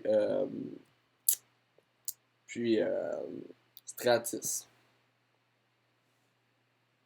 Donc, moi, c'est vraiment ça que j'ai. Puis d'un point de vue vraiment long terme, overall, ce que je vois vraiment long terme, en termes de sûreté, là, mais je vois quand même le Bitcoin prendre de la valeur. Ethereum, clairement. Bitcoin Cash, définitivement. Ripple, définitivement aussi. Malgré, je sais qu'il y a certaines personnes qui le boycottent ou whatever. Mais moi, clairement, ça fait partie du portefeuille long terme. Litecoin aussi. Litecoin, il faut faire attention un peu parce que, dans le fond, ce qui va s'appliquer pour le Litecoin va éventuellement être appliqué pour le Bitcoin. Donc, ça se peut que le Litecoin, après ça, il varie plutôt trop. Donc, ça, il va falloir faire attention pour le Litecoin. Mais overall, ça reste un bon investissement pour long terme. Neo, super bon pour long terme. Euh, EOS, je l'ai aussi. Comme j'ai dit, les 11 premières cryptos, moi, personnellement, je les ai. Dans votre portefeuille, honnêtement, moi, je vous conseille d'avoir plus d'argent dans les grosses cryptos. Donc, dans le Bitcoin, exemple, d'en avoir un peu plus. Ethereum, d'en avoir un peu plus. Bitcoin Cash, Litecoin, Ripple, c'est toutes des cryptos que sont plus grosses. Ok, ce que c'est préférable d'avoir plus d'argent dans ça. Donc, moi, exemple, euh, je mets tout le temps un peu plus d'argent dans Bitcoin, Ethereum, Litecoin, euh, Ripple, mais surtout Ethereum et Bitcoin. Puis pour être honnête, j'ai plus tendance à avoir plus d'Ethereum que de Bitcoin. Mais overall, il y a plein de crypto-monnaies, donc vous devriez faire vos choix. Moi, je suis pas. Moi, dans le fond, j'ai juste mon focus, honnêtement, de portfolio. Puis comme, c'est à la longue que, comme, des fois, je peux voir. Ouais, Neo, définitivement. Ouais, ouais. Ouais, Neo, clairement que c'est bon à garder ça long terme, là. Clairement. Clairement. Euh, Puis sinon, c'est ça. Fait il y a des gens qui ont des portfolios, écoute, de une trentaine de cryptos, puis c'est super correct. Mais moi, faut pas oublier que je fais d'autres choses aussi dans la vie, là. Donc, autrement dit, je fais pas juste ça, faire des recherches sur les cryptos, puis regarder, puis lire sur ça. C'est-à-dire que je trade mon marché principal, je fais beaucoup de lectures d'études pour le trading à la base. Je suis actif dans la crypto, je m'occupe d'un groupe pour le Forex gratuitement, pour la crypto gratuitement. Je donne des formations. Je suis en train de bâtir un site pour d'autres projets, donc je suis occupé, donc j'ai pas le temps d'analyser 24 000 cryptos, là. Non, on me demande si je fais de l'immobilier aussi. Non, personnellement, j'ai l'intention de commencer, mais pas tout de suite parce qu'il y a un crash, un énorme crash financier qui s'en vient d'ici environ un an maximum. Donc, je préfère me lancer après le crash, question d'avoir des bons prix. Donc, ça, fait qu'au final, je suis occupé, donc je suis pas. Donc, ça veut pas dire que si vous avez une crypto que moi j'ai pas, ça veut pas dire qu'elle est pas bonne, là. Elle est sûrement bonne ou peut-être qu'elle l'est pas, là. Mais, comme exemple, Il y a des gens qui ont Electronome, j'ai vu le projet derrière ça. Ça me semble avoir du potentiel, mais en même temps, je suis plus ou moins sûr. Mais il y a plein de gens qui l'ont, exemple, puis ça peut être super bon, mais moi je l'ai pas, puis elle m'intéresse pas nécessairement, mais pas parce que c'est pas bon, c'est juste c'est la vie, là. Donc, moi mon portefeuille est comme j'ai 13-14 cryptos que je spot overall, puis c'est ça mon focus en tant que tel. Jusqu'à temps que je vois peut-être quelque chose comme ça ou qu'on m'arrive avec quelque chose, whatever, que je trouve ça vraiment nice, puis que là, je l'achète. Mais en tant que tel, là, moi, ça ressemble à ça. Ah, ça va piquer ma curiosité un peu, là, savoir, dans un an, tu dis qu'on crash. Ouais. Un, Explique. ben dans le fond, bon, on va faire un petit cours d'économie. C'est pas de crypto-monnaie qu'on parle, mais si ça peut en intéresser certains, on va en parler. D'abord, ce qui se passe que le marché économique, comment que ça fonctionne, c'est que vous êtes tous au courant qu'il y a un taux d'intérêt qui existe, ce qu'on appelle le taux directeur overall. Puis c'est ça qui contrôle au final le marché. OK? Donc lorsqu'il y a un taux petit, bas, les gens vont emprunter. Puis lorsqu'il y a un taux haut, les gens vont évidemment vont pas emprunter. OK? Ils vont pas emprunter, puis les paiements, vu que les taux d'intérêt augmentent, ben tes paiements de maison, puis whatever, augmentent. Puis là, tu vas moins dépenser pour plus. euh, pour payer, dans le fond, tes augmentations de ton taux d'intérêt. OK? Fait comment que ça se passe? C'est que dans le marché, il y a deux cycles. Il y a un cycle court terme et un cycle long terme. C'est un cycle par rapport à la dette. Donc, le cycle court terme de la dette, c'est les récessions classiques qu'on a. Donc, à chaque 8 ans, 7-8 ans en moyenne, il va y avoir une récession. Donc, exemple, en 2008, il y en a eu une. En 2000, il y en a eu une. En 1991, 90, il y en a eu une. Puis bon, ainsi de suite. En 82 aussi, il y en a eu une. Non, 80. Bon, peu importe. Fait environ chaque 8 ans, whatever, il y a une récession. Donc là, actuellement, ça fait environ 10 ans qu'il n'y a pas eu de récession. Euh, donc juste par rapport à ça, ça se sent qu'il y en a une qui s'en vient. Mais là, ce qui se passe, c'est que dans le fond, comment ça fonctionne, c'est que je vous fais juste un petit cours vite vite, ok, parce que ça, je pourrais en parler pendant 2 heures pour vous faire comprendre. Comment ça fonctionne l'économie, c'est que l'économie, c'est la base de l'économie, ce qui représente l'économie, c'est un ensemble des transactions. Ok, donc c'est les transactions ont des acheteurs et des vendeurs. Ça, c'est l'économie en général. Donc, au final, l'acheteur va acheter soit des produits quelconques, des services ou des biens financiers, donc immobilier, actions, whatever. Ok. Donc, c'est séparé en trois parties comme ça, ce qu'on va acheter. Puis évidemment, les vendeurs, ben, ils vendent soit des, des biens financiers, des produits ou des services. Donc, puis tout ça, ça fait en sorte qu'il y a des transactions, puis il y a des achats, puis des ventes qui se font, puis voilà, ça, c'est l'économie. Ce qui se passe, c'est que là, on a acheté. Puis dans le fond, ces transactions-là peuvent être conclues à l'aide d'argent ou de crédit. La réalité, c'est que la majorité de ce qu'on pense qui est de l'argent en ce moment n'est pas vraiment de l'argent. Donc, en circulation en ce moment, là, il y a environ là, 5% qui est réellement de l'argent, le reste, c'est juste du crédit. OK? Donc, mais ce qui se passe, c'est que le crédit aide à stimuler l'économie. Je m'explique. Si tu as de l'argent, ben là, tu peux acheter telle chose. Mais là, si tu as accès à du crédit, ben là, tu empruntes pour pouvoir acheter quelque chose d'avance. Donc, ça stimule l'économie. OK? Donc, le crédit, c'est pas nécessairement mal.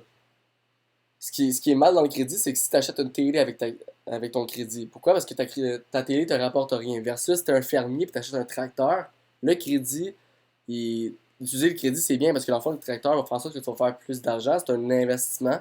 Puis là, c'est bien. Mais la réalité, c'est que majoritairement, on utilise le crédit pour des choses qui nous rapportent fuck all. Donc, pour une télé, des divans, whatever. OK? Puis, donc, c'est ça. Donc, au final, le crédit stimule l'économie. Mais ce qui se passe, c'est que plus que dans le fond, ce qui se passe, c'est que l'argent, les revenus de un sont les dépenses de l'autre. Donc, si moi, mes revenus sont de 50 000, je peux emprunter 10 000 dans mon année. Donc, au final, je peux dépenser 60 000. Mais ce 60 000-là est le revenu de quelqu'un d'autre. Là, cette personne-là en question va gagner 60 000. Avec son 60 000, elle peut emprunter, elle, pour 15 000 au lieu de 10 000 dans son année. Donc là, elle va dépenser 75 000. Mais là, les revenus de un, c'est les revenus de l'autre. Les revenus de un, c'est les dépenses de l'autre. Donc ce 75 000 là va être dépensé, puis ça va être les revenus de quelqu'un d'autre. Puis là, la personne va gagner 75 000, elle va pouvoir emprunter plus. Donc ça fait une espèce d'escalier comme ça, puis ça monte. Puis ça stimule l'économie. Puis là, ça va bien, là. Let's go, là. Le monde achète, achète, achète. Les revenus de un sont les dépenses de l'autre. Donc les revenus augmentent, augmentent à force que le crédit est utilisé. Ce qui se passe, c'est que ça crée de l'inflation. Donc il commence à avoir trop d'argent, de crédit en circulation. Fait que les prix augmentent. Puis à un moment donné, les prix augmentent trop, en fait, ok? Puis il faut slacker, dans le fond, cette inflation-là. Puis comment qu'on fait pour slacker l'inflation? On recommence à augmenter les taux d'intérêt, dans le fond. Ok, donc là, on va augmenter le taux d'intérêt. Puis si vous voulez, on peut regarder le taux d'intérêt juste comme ça, juste pour vous faire comprendre un peu euh, ce à quoi ça ressemble.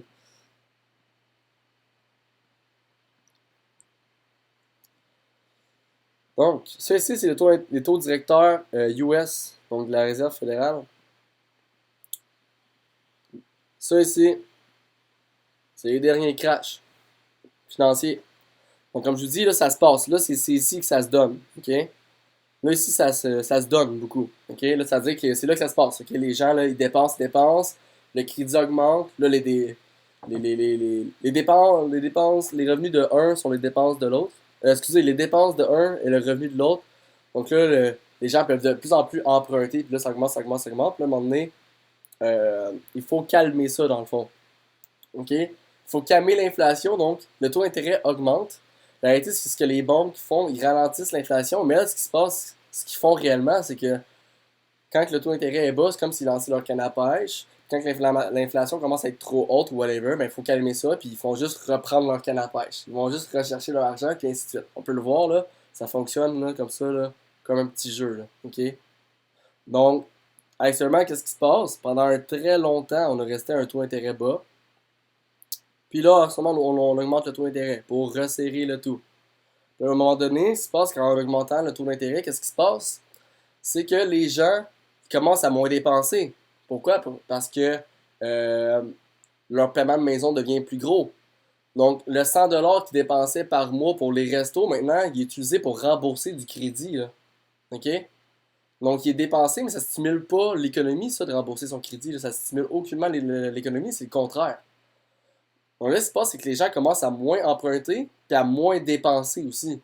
Puis là, qu'est-ce que ça crée dans le marché, dans le fond? C'est que comme si on revient au principe de base où est-ce que les dépenses sont les revenus de l'autre, mais là, vu que les dépenses deviennent plus petites, les revenus de l'autre deviennent plus petits, puis ainsi de suite. Donc là, on était dans une espèce d'escalier comme ça. Puis là, à cause que les taux d'intérêt augmentent, ben là, ça se contracte comme ça, là. Ça redescend. OK? Donc l'économie est moins stimulée. Puis là, ce qui se passe, c'est que plus les taux d'intérêt augmentent, plus que tes paiements de maison, puis tout ça augmente. Puis à un moment donné, on vient à un temps où est-ce que les gens sont plus capables de payer leurs choses. Puis là, justement, c'est là que ça pète. Puis là, boum, voilà, on appelle ça une récession. OK? Donc ça, c'est ce qu'on appelle le cycle de la dette court terme. Donc, est-ce que j'en ai perdu quelques-uns ici? Là, je sais que ça peut être un peu plus compliqué. Donc ça, c'est ce qu'on appelle le risque le cycle de la dette court terme, c'est ça qui s'en vient. OK?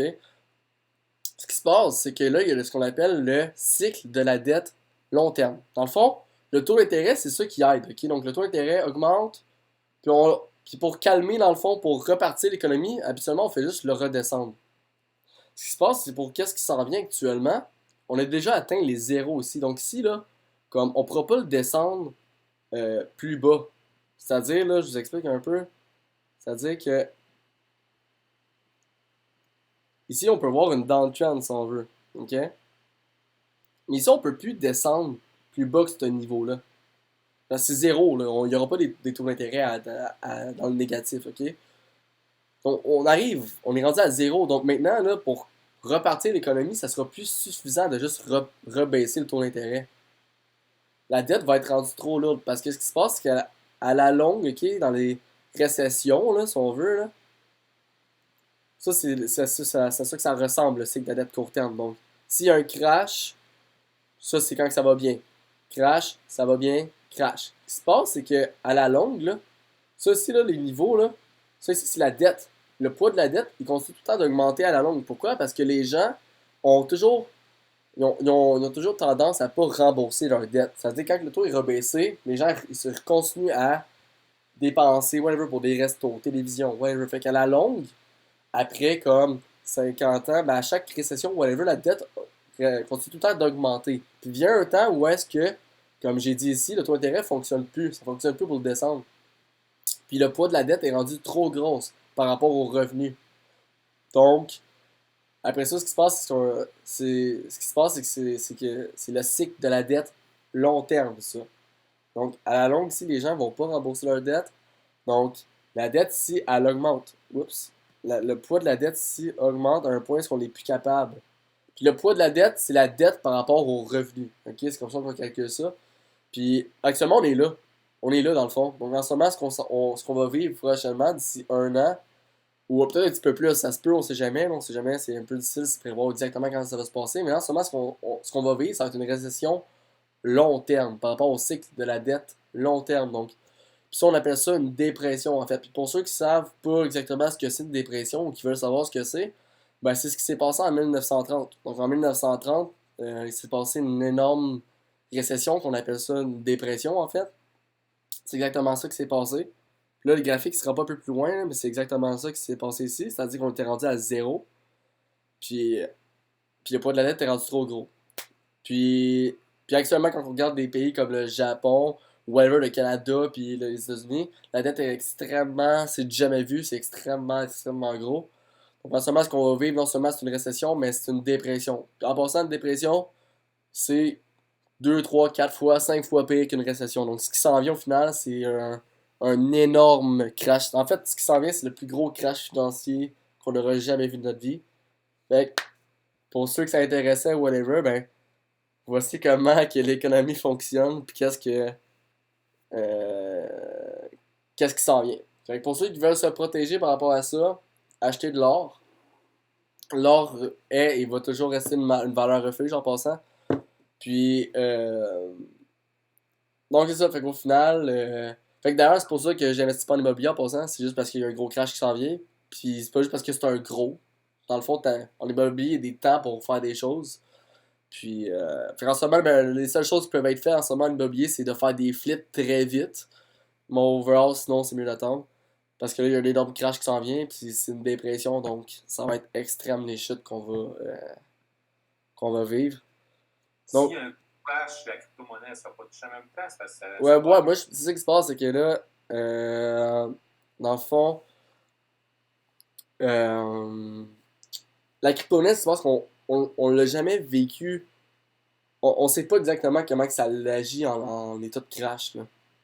On le sait pas encore, on l'a pas encore vu. Mais moi, personnellement, ce qui se passe, c'est qu'on peut commencer à avoir des cryptos un peu comme des actions de compagnie. Donc, moi, il y a deux choix. C'est soit que. Parce que dans une économie, que ça crache, on perd confiance en l'argent, tout ça. Fait que ça pourrait être, au contraire, une espèce de valeur refuge. Ou à l'inverse, ça va agir comme des actions, puis ça va cracher extrêmement comme ça. Moi, personnellement, j'ai l'impression que ça risque de cracher en même temps. Puis quand je dis cracher, pas nécessairement dans le sens que ça disparaîtrait, mais. Fait que c'est vraiment c'est le jour ou la nuit. C'est comme c'est soit que ça devient une valeur refuge en état de crash, ou au contraire, ça va cracher comme les actions, l'immobilier, whatever. Intéressant, très intéressant. Fait que bon, c'est pas le crypto qu'on a parlé, fait que j'espère que ça vous a intéressé pareil, là. Bon, ben, c'est une bonne base, pareil, de final d'investissement des sous-temps. Ouais, exact, exact. Mais ça, moi, mon marché que je trade, c'est le Forex, whatever, puis je tripe beaucoup sur l'économie, tout ça, fait que je me suis beaucoup éduqué par rapport à ça. Euh, Moi, je vais commencer à m'acheter des emails, je suis mis d'attente. C'est ça qu'on fait. ouais, personnellement, définitivement. C'est-à-dire que si vous voulez acheter en ce moment, là, en termes d'investissement à long terme, c'est clairement un j'attends en ce moment. Ouais, c'est ça que je vais faire. Je suis en train de faire un clip actuel. Puis pour être honnête, tant qu'à ne pas être dans le monde de la crypto-monnaie, pour ceux qui ont de l'argent en bourse, honnêtement, moi, d'ici la fin 2019, je sortirais tout de la bourse. Mais ça, c'est juste moi. Vous pouvez toujours faire ce que vous voulez, là. Mais moi, à votre place, je sortirais tout. Mais c'est juste une. C'est juste ce que je pense, ça veut pas dire que j'ai raison, ça veut rien dire. Mais pour être honnête, c'est. c'est clairement un énorme. C'est un crash qu'on n'aura jamais vu de toute notre vie. Fait que vous pouvez vous attendre sur le marché de la bourse, mais que ça se passe. Vous pouvez vous attendre à des moins 50%, moins 60, moins 70%, là, facilement. Là. Ça va se passer en une, deux, trois journées maximum. Je vais juste vous dire ça comme ça. Fait que, pour tous ceux qui ont de l'argent à la bourse, je vous conseille, moi seulement pour ça, j'ai aucun argent en bourse. Puis j'attends le crash pour ça aussi. Là. Si vous voulez encore là investir en bourse, c'est bien, mais pensez plus court terme. Parce que si un crash, ça infecte tout le mondial, là, c'est complètement. Ouais, c'est mondial parce que dans le fond, plus de job, plus rien. Le US est à la base de tout first. Le Japon, ça va extrêmement éclater. C'est du jamais vu, ça aussi. Ça, c'est vraiment extrême, extrême, extrême. Mais le US, c'est du jamais vu la dette. Puis même le Canada, c'est du jamais vu la dette. La dette du Canada est plus grosse que celle des États-Unis. Fait que, ben, par rapport aux habitants, là, évidemment. Là, par rapport à la. Sinon, évidemment que le US est plus gros. Là. Fait que en ce moment, fait que là, on me demande pour investir dans l'or. Ouais, exact. L'or, c'est une valeur refuge, donc définitivement, il faut investir dans l'or. Puis en passant, les Chinois, depuis environ 2-3 ans, ils font juste remplir leur coffre d'or, puis ils achètent de l'or, ils achètent de l'or, ils achètent de l'or. On sait pas exactement pour combien ils en ont acheté, mais des milliards, des milliards. Fait que, puis c'est ça. Fait que l'or va clairement être une valeur refuge, là. Moi, dans le fond, c'est ça que j'ai l'intention de faire en 2018, c'est de mettre au moins là, 15-20% de mes revenus là, en or. Puis le reste, je garde ça en dollars parce que moi, je vais juste profiter du crash. Puis je vais trader le crash. En fait, je vais short le marché, mais que je vois de quelconque signe. Là. Fait donc c'est ça. Fait que l'or est définitivement une valeur refuge là, pour ceux qui veulent éventuellement se préparer à ça. Puis pour ceux qui veulent acheter de l'or, il y a deux manières d'en acheter. Tu peux toujours en acheter de manière en ligne, puis tu peux ne pas nécessairement l'avoir en physique, mais tu peux l'acheter simplement, puis tu vas accumuler des lingots d'or chez toi, là. C'est vraiment aussi simple que ça, en fait, là.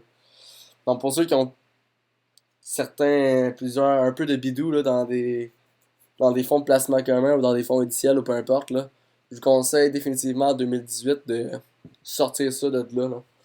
Puis, ben du moins... En tout cas, c'est juste un conseil, là, mais je vous conseille définitivement de sortir de ça parce que vous y croyez ou pas, en fait, ça va se passer. On sait juste pas exactement quand ça va se passer, mais moi, je pense que le taux, là, du moment qu'on va atteindre les 2% au moins, whatever, là, ça va être très chaud, ça va s'en venir très prochainement. Là. Donc. Les taux d'intérêt vont augmenter de 20% à 20% environ. Pardon? Les taux d'intérêt vont augmenter à 20%. Ben, dans plusieurs dizaines d'années, probablement, ouais. OK, parce que là, de la même manière que tu parles, ça veut dire que là, il est en descendant, puis ça va monter tranquillement, c'est ça? Mais c'est ça, en ce moment, ce graphique-là, c'est le taux. C'est juste le taux directeur aux US. Parce que normalement, si le marché immobilier descend, la valeur de l'immobilier, ça veut dire que les taux d'intérêt augmentent. Ben, non, pas nécessairement, en fait. Ben pas en fait, non, au contraire. Au contraire. Parce que l'immobilier, c'est quand même un marché relativement un peu différent. Mais ce qui se passe, c'est que si les taux d'intérêt augmentent, toi, tu viens de me dire que l'immobilier prend de la valeur? Non, elle descend. Ouais, exact. Ouais, exact. Exact, mais ça se fait pas vraiment. Ça se fait pas vraiment tout de suite, c'est ça qui se passe. Parce que l'immobilier, c'est différent par rapport au reste. Parce que ce qu'on veut, qu'on le veuille ou pas, euh, l'immobilier, c'est l'investissement le plus sûr dans la vie, dans le sens que tout le monde a besoin d'une maison là, pour vivre. Là. Exact. Fait que ça fonctionne, je te dirais que c'est différent un peu. Là. Je dirais vraiment que c'est différent. Là. Euh, les prix vont commencer à comme diminuer prochainement. Là. Mais ils vont clairement beaucoup diminuer, mais que ça pète. Parce en ce moment, les prix de l'immobilier sont encore extrêmement hauts. Là, sont encore extrêmement hauts. Là. En ce moment, c'est parce qu'ils n'ont pas encore assez de défauts de paiement. Fait que ça va bien encore, l'économie en ce moment. C'est ça qui se passe. Actuellement, ça va bien encore. Il n'y a pas encore de signe. Là, il y a eu une certaine correction dernièrement dans le Dow Jones, tout ça. Là. Mais comme, c'est rien d'extrême pour le moment. Fait que, en ce moment, ça va bien économiquement parlant. Là. Mais si l'immobilier descend, ça veut dire que les taux d'intérêt vont augmenter. ouais, les taux d'intérêt vont continuer d'augmenter, mais c'est pas parce que les taux d'intérêt descendent que l'immobilier va nécessairement reprendre la valeur tout de suite. C'est ça qui se passe. C'est dans un premier temps, lorsqu'on redescend le taux d'intérêt, là, ok, euh, c'est à cause que euh, on n'a pas le choix pour partir l'économie. Ok, on est en récession, autrement dit. Là, ok? Fait que, dans le fond, la baisse de l'immobilier va officiellement se faire pendant le crash, surtout. Ok? Au même titre que les actions, ils perdent leur valeur pendant que ça pète. Là. Pendant que ça pète. Puis c'est à partir de là que l'immobilier va reprendre de la valeur. Tu sais? Quand on va être redescendu. Ok? Okay. Mais je comprends ce que tu veux dire. Quand les taux d'intérêt augmentent, logiquement. Comme les années 83, là, qu'il y a eu de gros. Ah ouais, exact. Mais ce qui se passe, c'est que dans le fond, ce que. Ce que. Ouais, ben ouais, dans le fond, ouais, c'est ça, mais au final, en même temps, c'est que. euh, Comment je dirais ça? Pour ceux qui sont en immobilier, là, je sais pas si toi, exemple, tu es en immobilier, c'est pour ça que tu me poses des questions, ou ça t'intéresse l'immobilier, là. Ouais, ben ça m'intéresse, mais c'est parce qu'en même temps, je commence, c'est ça aussi. Ok, good. Parce que dans le fond, au final, ça. Parce que le taux d'intérêt a un impact sur l'immobilier, mais au final, c'est parce que la différence, en fait, c'est juste que, comme tu dis, un bien immobilier, ça reste quand même relativement différent. Dans le fond, la dernière chose que les gens vont arrêter de payer, honnêtement, c'est leur logement. Tu sais? Là, on pourrait dire notre bouffe, mais comme. C'est rare que les gens vont devenir, tu sais, sans-abri. Fait que la dernière chose que les gens vont payer, c'est vraiment comme. C'est leur bouffe puis leur logement, tu sais. Mm-hmm. Fait que même si le taux d'intérêt. En fait, le fait que le taux d'intérêt augmente, ça va causer. Ça va commencer à stagner, mettons. Ça va commencer à stagner, les prix, autrement dit. Là. Ça va ralentir. Ça va pas seulement arrêter d'augmenter. Ça va ralentir. Fait que ça dépend en ce moment. En ce moment, là, même si le taux d'intérêt augmente, ça va bien, puis les gens, en tant que tels, ça continue comme d'être actif. Comme je dis, en ce moment, ça va bien économiquement. Donc, c'est pas là vraiment que ça va commencer à ralentir pour autant. Ben, à perdre la valeur. Ça ralentit tranquillement, mais ça perd pas de valeur en ce moment. C'est continue d'en prendre pareil. La journée que ça va vraiment en perdre, c'est vraiment comme le crash. Comme ici, là, ça a perdu la valeur en, tu sais, en comme même pas une semaine. Là. Ici aussi, même pas une semaine. Puis même chose ici, même pas une semaine. Puis ici aussi, ça va être la même chose. Même pas une semaine. Là. Donc là, ça va être vraiment un énorme crash. Fait que comme. Pour vrai, ça va être extrême les aubaines qu'on va avoir si on veut. Mais en tant que tel, il y a beaucoup de gens qui vont perdre leur maison, je pense. Mais ça, fait que pour eux qui connaissent pas vraiment un peu d'économie ou whatever, là. Ce qui s'est passé en 1930, là, dites-vous qu'en 1930, les gens se suicidaient puis ils sautaient des tours puis ils se tuaient parce qu'ils venaient de tout perdre. Fait que ce qui s'en vient, ça risque d'être pire qu'en 1930. Fait que je veux pas faire peur, mais c'est la réalité, là.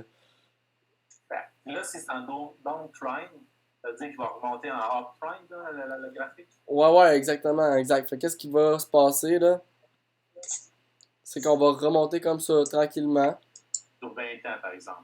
Ouais, exact. Sur ce cycle-là, là, le cycle long terme, si on veut, il dure environ comme 75 ans, là. 75-100 ans, si on veut, là. Okay. Ça monte comme ça, puis à un moment donné, ce qui se passe, c'est que les taux d'intérêt sont trop gros. C'est-à-dire que comme tu dis, dans les années 80, là, 70-80, là, en fait, surtout les années 80, là, on achetait une maison avec 20% d'intérêt, là. C'était extrême.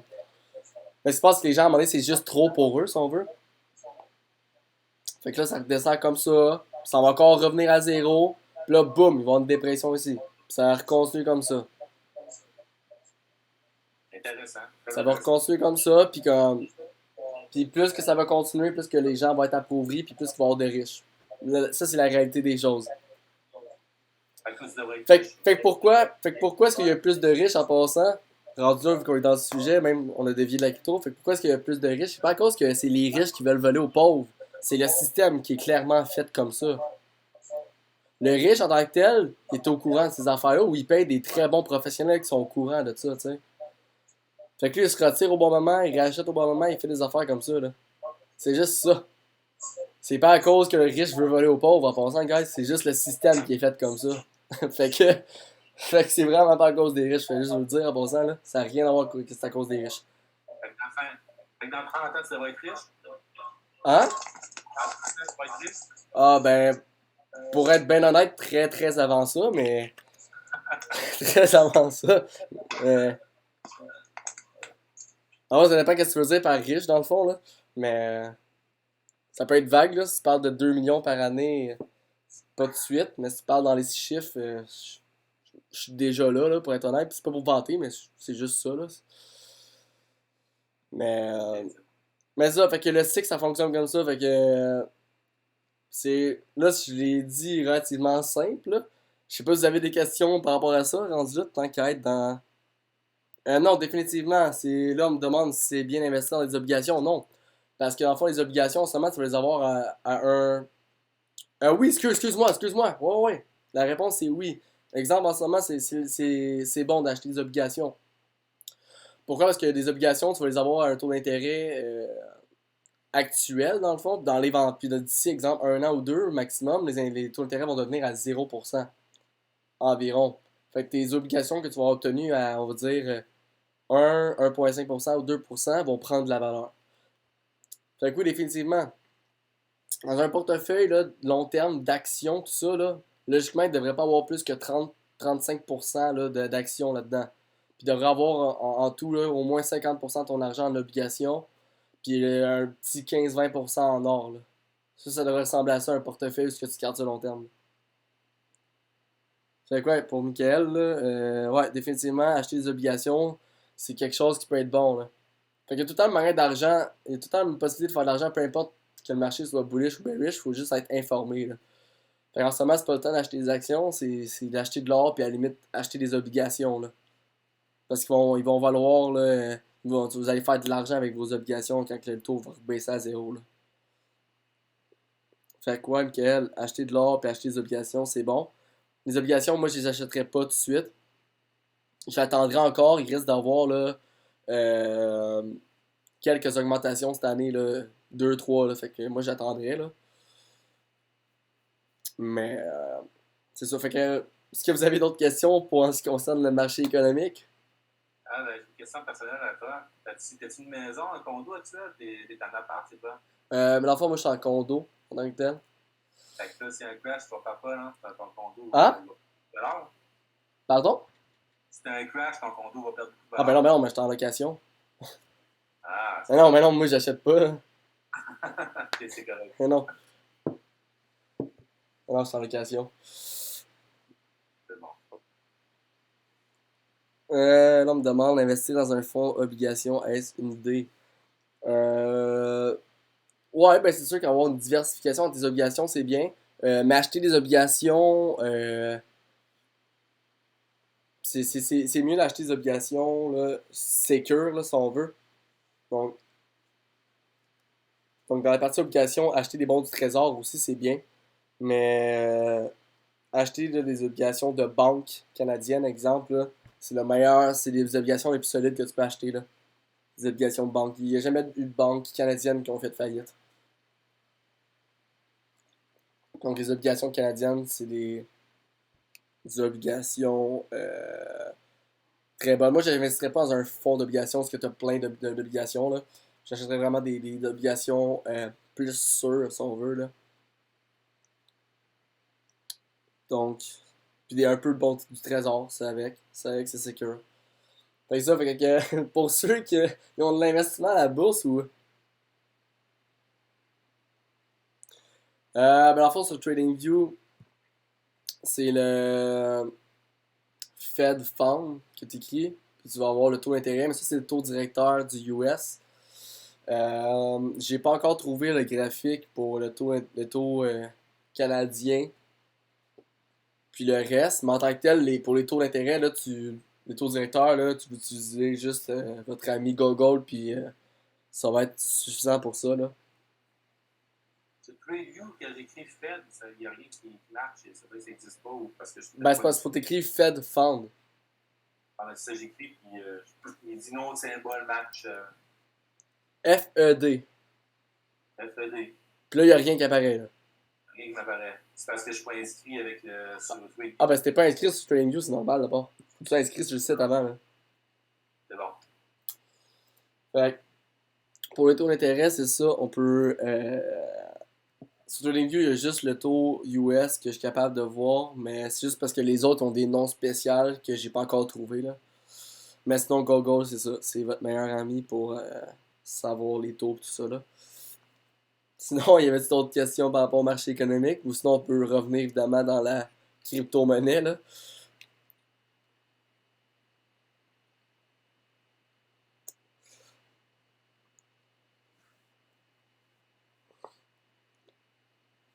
Bon. Écoutez, avantage de Poloniex versus Binance. Poloniex, il y a plus de véhicules, honnêtement. Fait que moi, je pense, moi, comment est-ce que je vois l'avantage, c'est ça. Mais overall, ce qui se passe, c'est qu'exemple, sur Binance, il y a, mettons, il y a IOTA, on l'a sur Binance. Mais il l'a pas sur Poloniex. Nano, maintenant, il l'a sur Binance, mais on l'a pas sur Poloniex. Donc, l'avantage entre Poloniex et Binance, au final, c'est les cryptos qu'on retrouve dessus. Overall, c'est pratiquement les mêmes, mais il y a quelques différences. Sinon, Poloniex a plus de véhicules. Donc, moi, autrement dit, dans, dans Binance, tout ce que j'ai, là, c'est de l'IOTA, là, au final. Là. Fait, moi, j'ai mon compte Binance juste pour IOTA, puis maintenant Nano. Là. Bon, overall, tout le reste, je suis tout le temps dans Poloniex en ce qui me concerne. Là.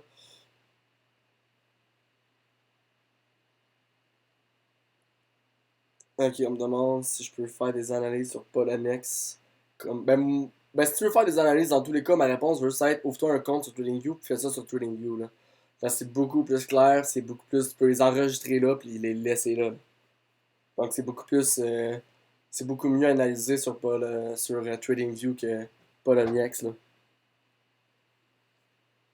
Ça, c'est sûr. Là. Ok, mais sur TradingView, c'est pas payant. Là. Tu peux payer, tu vas avoir certains avantages. Honnêtement, je le paye pas. Je me fous un peu des avantages que ça donne.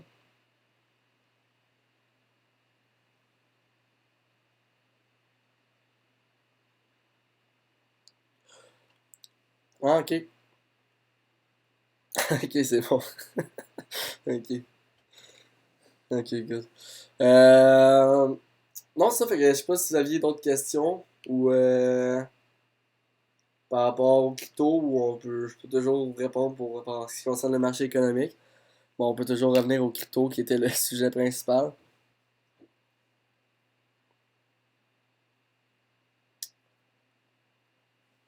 Sinon, moi, en ce qui concerne, c'est ça. Je peux toujours finir avec un petit conseil, ok? C'est-à-dire, bon, parfait, merci, merci. J'espère que vous avez apprécié. Prochainement. Mais là, actuellement, en fond, gars, je travaille sur je vais avoir un site internet prochainement. Je sais pas encore exactement quand. Euh, Où est-ce que là, il va y avoir une partie gratuite, ce que vous allez devoir vous inscrire. Cette partie gratuite-là, en fond, ce que je vais faire, c'est que je vais faire 2 webinaires par mois. Puis, gratuit, comme je vous dis, vous allez avoir accès aussi sur le site à de l'information gratuite par rapport au trading. Évidemment, pas tout, ok? Euh, mais ça va être quand même très bien. Là. Puis, dans le fond, vous allez avoir accès à 2 webinaires par mois. Il va y avoir un webinaire, ce que je vais faire, que ça va être pour euh, regarder, dans le fond, les cryptos en général. Donc, juste savoir qu'est-ce qui se passe pour les cryptos. Est-ce que. Savoir qu'est-ce qui se passe. Donc, ça va être un webinaire pour me demander euh, pour me demander d'analyser, dans le fond, des cryptos en question, whatever. Puis je vais faire un webinaire qui va être vraiment basé sur l'analyse graphique, l'éducation. Donc, où est-ce que là, je vais parler, peu importe, structure de marché, Fibonacci, support résistance. Donc, ça va vraiment être juste un cours d'éducation. Donc, c'est ça. Donc, sur le site, vous allez simplement devoir vous inscrire. Vous allez avoir accès, dans le fond, à 2 webinaires gratuits comme ça par mois. plus un document. Ben, un document, ça va être écrit sur le site. Vous allez avoir accès comme à plusieurs pages, là, une vingtaine de pages d'informations là, par rapport au trading, un peu par rapport à la base, la structure de marché, puis tout ça, comment ça fonctionne, les patterns, la gestion de risque, la psychologie, le plan de trading, ça, comment se faire un journal de trading. Bon, fait que toutes les informations là, importantes par rapport au trading en ce qui concerne là, euh, l'analyse graphique, fait que structure de marché, analyse technique, indicateur. Après ça, tout ce qui est psychologie puis gestion de risque, c'est d'avoir comme une introduction par rapport à ça. Là. Évidemment, ça peut être le complet, mais ça, pour les gens qui vont s'inscrire là, gratuitement comme ça, c'est ça que vous allez avoir accès. Puis ça s'en vient là, prochainement. Évidemment, je suis en train de bâtir une formation aussi qui va se faire en ligne, que vous allez pouvoir avoir accès à des vidéos sur le site, tout ça. Donc, quelque chose de super cool qui s'en vient en fait. Donc, fait que pour quand le prochain, au final, le prochain webinaire, là, je vais faire des petits comme ça, là, autrement dit, ce qu'on va être une dizaine de personnes. Évidemment, ceux que je vais faire prochainement, ça va être vraiment pour plus de gens, là, autrement dit, donc sans limite, là. Euh, j'ai pas de date officielle, ok? Ma limite de temps est pour le, le, le, le 1er avril au maximum, là. Mais je veux que ça soit fait pour d'ici maximum un mois, mais la limite de temps que ça va être fait, ça va être maximum le 1er avril. Donc, ça va être un site complet donc pour ceux qui trippent sur la crypto, évidemment. Non seulement je parle des gens qui sont juste sur la crypto, là, ça va être là. Puis évidemment, ils vont être partis pour aussi ceux qui seraient intéressés peut-être par le marché, exemple du Forex, que moi je suis très actif dans ce marché-là. Donc, ça va être pour les gens en général qui sont juste intéressés par le trading overall. Là. Donc, pas nécessairement juste pour ceux qui sont intéressés par la crypto. Donc, ça s'en vient là, prochainement. Là. C'est juste qu'il y a vraiment beaucoup de choses à faire. Donc, ça va pas être fait d'ici 3 jours. Là. Donc, je m'arrange que ce soit fait là, le plus vite possible. Donc, si possible, là, d'ici max un mois, ça devrait être fait. Mais si le 1er avril, c'est sûr à 800% que ça va être fait, ce site-là en question. Donc, c'est ça. Euh, donc, ça, c'est pour ça. Sinon, là, la crypto overall, je pense que ça fait quand même ce que je pense en tant que tel. Donc, là, tout est lié un peu au Bitcoin. Comme là, si on réussit à closer comme ça actuellement, on s'enligne pour qu'on aille chercher là, les 9000 ou voire même plus là, pour le Bitcoin. Puis là, ben, le reste des cryptos, évidemment, risque de suivre le flow un peu. Là, si le Bitcoin, il réussit à break la trendline dont je vous ai parlé tantôt. Donc là, juste pour finir, comme je dis, quand vous prenez vos trades ou que vous l'achetez long terme, peu importe, pensez tout le temps en termes de structure de marché puis de tendance. Okay? C'est vraiment ça la chose la plus importante. Donc, regardez tout le temps à gauche qu'est-ce qu'il y a, s'il y a un point de structure, whatever. Puis sinon, regardez tout le temps les tendances. Puis, comme j'ai dit tantôt, regardez les tendances long terme jusqu'à vers le court terme. C'est ça qui va faire en sorte que vous allez avoir des bons ratios. Euh, donc c'est vraiment ça qui devrait être votre focus, honnêtement. Pour avoir des bons points d'entrée, comme je l'ai dit, je le répète, mais un bon point d'entrée, c'est pas de rentrer sur le bout d'une mèche. Un bon point d'entrée, c'est un entrée qui va te permettre d'avoir un bon ratio de risk-reward. Donc, comme tantôt, comme je vous avais montré, ben, un bon point d'entrée, ça faisait en sorte que le ratio il doublait, euh, même si on avait un moins bon prix. Juste parce que notre entrée, en fait, notre risk reward est meilleur. Donc, votre focus devrait être définitivement le ratio risk reward. Puis autre chose, je vais finir avec ça tant qu'à être là. Pourquoi est-ce que le risk reward c'est super important là? C'est à cause que dans le fond, votre but, c'est d'avoir des objectifs. Donc pour ceux qui sont actifs en termes de trading, qui veulent vraiment l'être, whatever, le but c'est d'avoir first un objectif dans ta semaine. OK? Puis il doit être le même. Moi, aux gens, habituellement, je conseille tout le temps d'avoir un objectif qui varie. Donc, exemple, 10 à 20%. OK? C'est un exemple que je donne là. Donc, votre objectif devrait être 10, devrait être. c'est un exemple, là, il est de 10 à 20%. Évidemment, là, vous identifiez si c'est 10 à 20% par rapport au BTC ou par rapport au fiat. Logiquement, si vous sortez jamais votre argent ou whatever, puis que vous faites pas nécessairement comme moi, ben, c'est tout le temps par rapport au BTC. Peu importe, dans tous les cas, vous avez un objectif, donc exemple 10 à 20%. Pourquoi est-ce que vous mettez un objectif pas seulement fixe? C'est à cause que le marché, pendant une semaine, il peut ne pas vous offrir ce que vous voulez, si on veut. Puis la semaine d'après, là, il vous offre ce que vous voulez. Donc c'est normal que c'est impossible de faire tout le temps 20% par semaine. C'est possible de faire 20% en moyenne par semaine, mais c'est impossible de faire 20% par semaine. Donc c'est pour ça qu'il faut avoir un certain range, parce que là, votre objectif est exactement juste de 20%, mais là, même dans un marché où ce que dans le fond, dans cette semaine-là, tu ne serais pas censé faire vraiment d'argent, tu vas essayer de forcer les choses pour avoir 20%, puis c'est pas mieux de faire ça. Donc, tout avoir un range dans votre objectif. Puis ensuite de ça, ce qui se passe, c'est qu'avoir un bon ratio, dans le fond, ça va faire en sorte que vous allez prendre moins de risques pour atteindre votre objectif, puis votre objectif va être atteint plus vite. Donc vous allez avoir besoin de moins mettre d'efforts pour atteindre votre objectif en tant que tel. Pour atteindre votre objectif, puis comme. Puis pourquoi? C'est parce que dans le fond, quand vous allez perdre moins. Fait que là, au lieu de perdre 5%, tu perds 2% quand tu perds. Fait que votre objectif va être atteint plus vite. Donc, autrement dit, vous allez avoir besoin de démarrer moins de trades. Vous allez prendre moins de risques. Puis tout ça en atteignant votre objectif. Puis quand votre objectif est atteint, ben vous arrêtez de trader, puis vous recommencez la semaine d'après. Ou du moins, vous arrêtez pas seulement de trader, mais vous protégez du profit. Comme ça, vous vous assurez qu'à la fin de votre semaine, vous allez faire au minimum 10%. OK?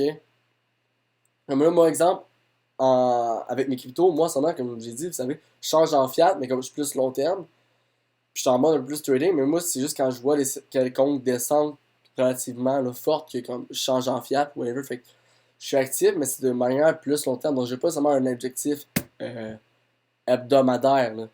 Parce que je suis pas tant en mode. Quand je trade le Forex, ça par exemple, j'ai un objectif hebdomadaire. Puis je m'arrange tout le temps pour que à la fin de la semaine, j'atteins mon objectif minimum. OK?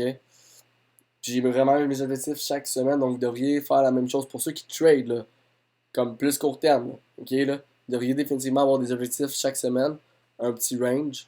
Puis comme je dis, cet objectif-là va être atteignable plus facilement. Euh, plus que que vous avez des bons risk reward, plus ça va être atteignable. Donc, définitivement, là, c'est ça. Fait que essayez pas d'avoir. Parce que des fois, des gens qui vont prendre un trade vont faire comme 5-10% par rapport au BTC. C'est bon, mais tu as risqué combien pour faire ça dans le fond? Si tu as risqué 5% pour faire 5%, c'est stupide un peu par rapport à ça. Si quelqu'un a fait ça, je te traite pas de stupide, là. Mais c'est pas ça qu'on veut, là. Fait au final, on veut vraiment. Faut que tu perds moins que tu gagnes. Si tu as à perdre, t'sais. Fait qu'il faut au minimum que tu aies un ratio de 1 pour 2. Donc si tu restes 5%, c'est parce que tu as le potentiel de faire 10% au moins, là. Au minimum, là. Ça devrait tout être votre minimum, là, 1 pour 2. OK? Donc, puis vous devriez essayer d'avoir des meilleurs ratios, là. Encore là. 1 pour 2, c'est bien, mais 1 pour 5, 1 pour 10, 1 pour 15, c'est vraiment très mieux. OK? Puis pour ceux qui veulent plus s'informer, faites juste vous informer, whatever. Regardez les plus gros traders là, qui tradent des milliards. C'est ça leur. Moi, je connais un trader, là, lui, c'est son minimum. Là, il prend jamais un trade en bas de 1 pour 5. Fait que lui, il peut se permettre de perdre là, comme 4 fois. Puis un seul trade va le ramener dans la game. Dans le fond, c'est ça le but. C'est ça le but. Parce que dans le fond, juste pour vous dire encore là, la moyenne, ok, pour ceux qui veulent savoir, là, les traders profitables en moyenne, ok, qui gagnent dans les 6 chiffres, 7 chiffres, 8 chiffres, 9 chiffres à la limite, que c'est très rare. En passant, là, ils ne gagnent pas 95% de leur trade. Je vais juste vous le dire. Là. Il y en a définitivement qui perdent pas beaucoup. Là. Ok, moi, ma moyenne, honnêtement, c'est environ 75%. Ok? Dans le Forex, overall, c'est 75%. Donc ça, c'est ma moyenne. Mais overall, les gens en tant que tel, un trader profitable, là, après plusieurs années, sa moyenne, là, c'est de 50 à 60% des trades qui sont gagnés. OK? Donc, lorsque tu réussis à gagner au minimum 50% de tes trades, logiquement, tu es censé être profitable. OK? Pourquoi? Parce que quand tu perds juste 2%, mettons, exemple, mais quand tu gagnes, tu vas gagner 5%, 10%, 15%. OK? C'est juste pour ça, là. Donc, si vous n'êtes pas capable d'être profitable en perdant 50% de vos trades, vous devez reviser votre stratégie parce que ça fonctionne pas, ça marche pas. Ça fait pas de sens. Donc, ça doit vraiment être ça doit vraiment être ça votre but, là, d'essayer de focuser sur le rendement, sur le risk-reward, ok? Comme ça, euh, comme ça là, vous allez gagner même si vous perdez 50% de vos trades, ok? C'est vraiment ça le but. Donc là, il s'en vient tard quand même. Moi, personnellement, j'ai pas encore soupé. Donc, sur ce, je sais pas si vous aviez des questions. S'il y avait une petite question comme ça, je vais répondre si vous en avez une. Donc, non, vous n'avez pas de questions, j'imagine. Euh, donc, sur ça, moi, je pense que ça va être tout pour ce soir. Donc, c'est ça. Donc, ça va être tout pour ce soir. J'espère que vous avez apprécié le webinaire puis la petite partie sur l'économie, même si on a dévié un peu du sujet principal. Fait que j'espère que vous avez apprécié. Puis, si vous avez d'autres questions, by the way, vous faites juste demander dans le Telegram, puis j'y répondrai. Donc, sur ce, je vous souhaite une bonne soirée. Puis, je vous souhaite de faire des bonnes acquisitions. Donc, euh, donc c'est ça. Donc, bonne soirée. Salut tout le monde.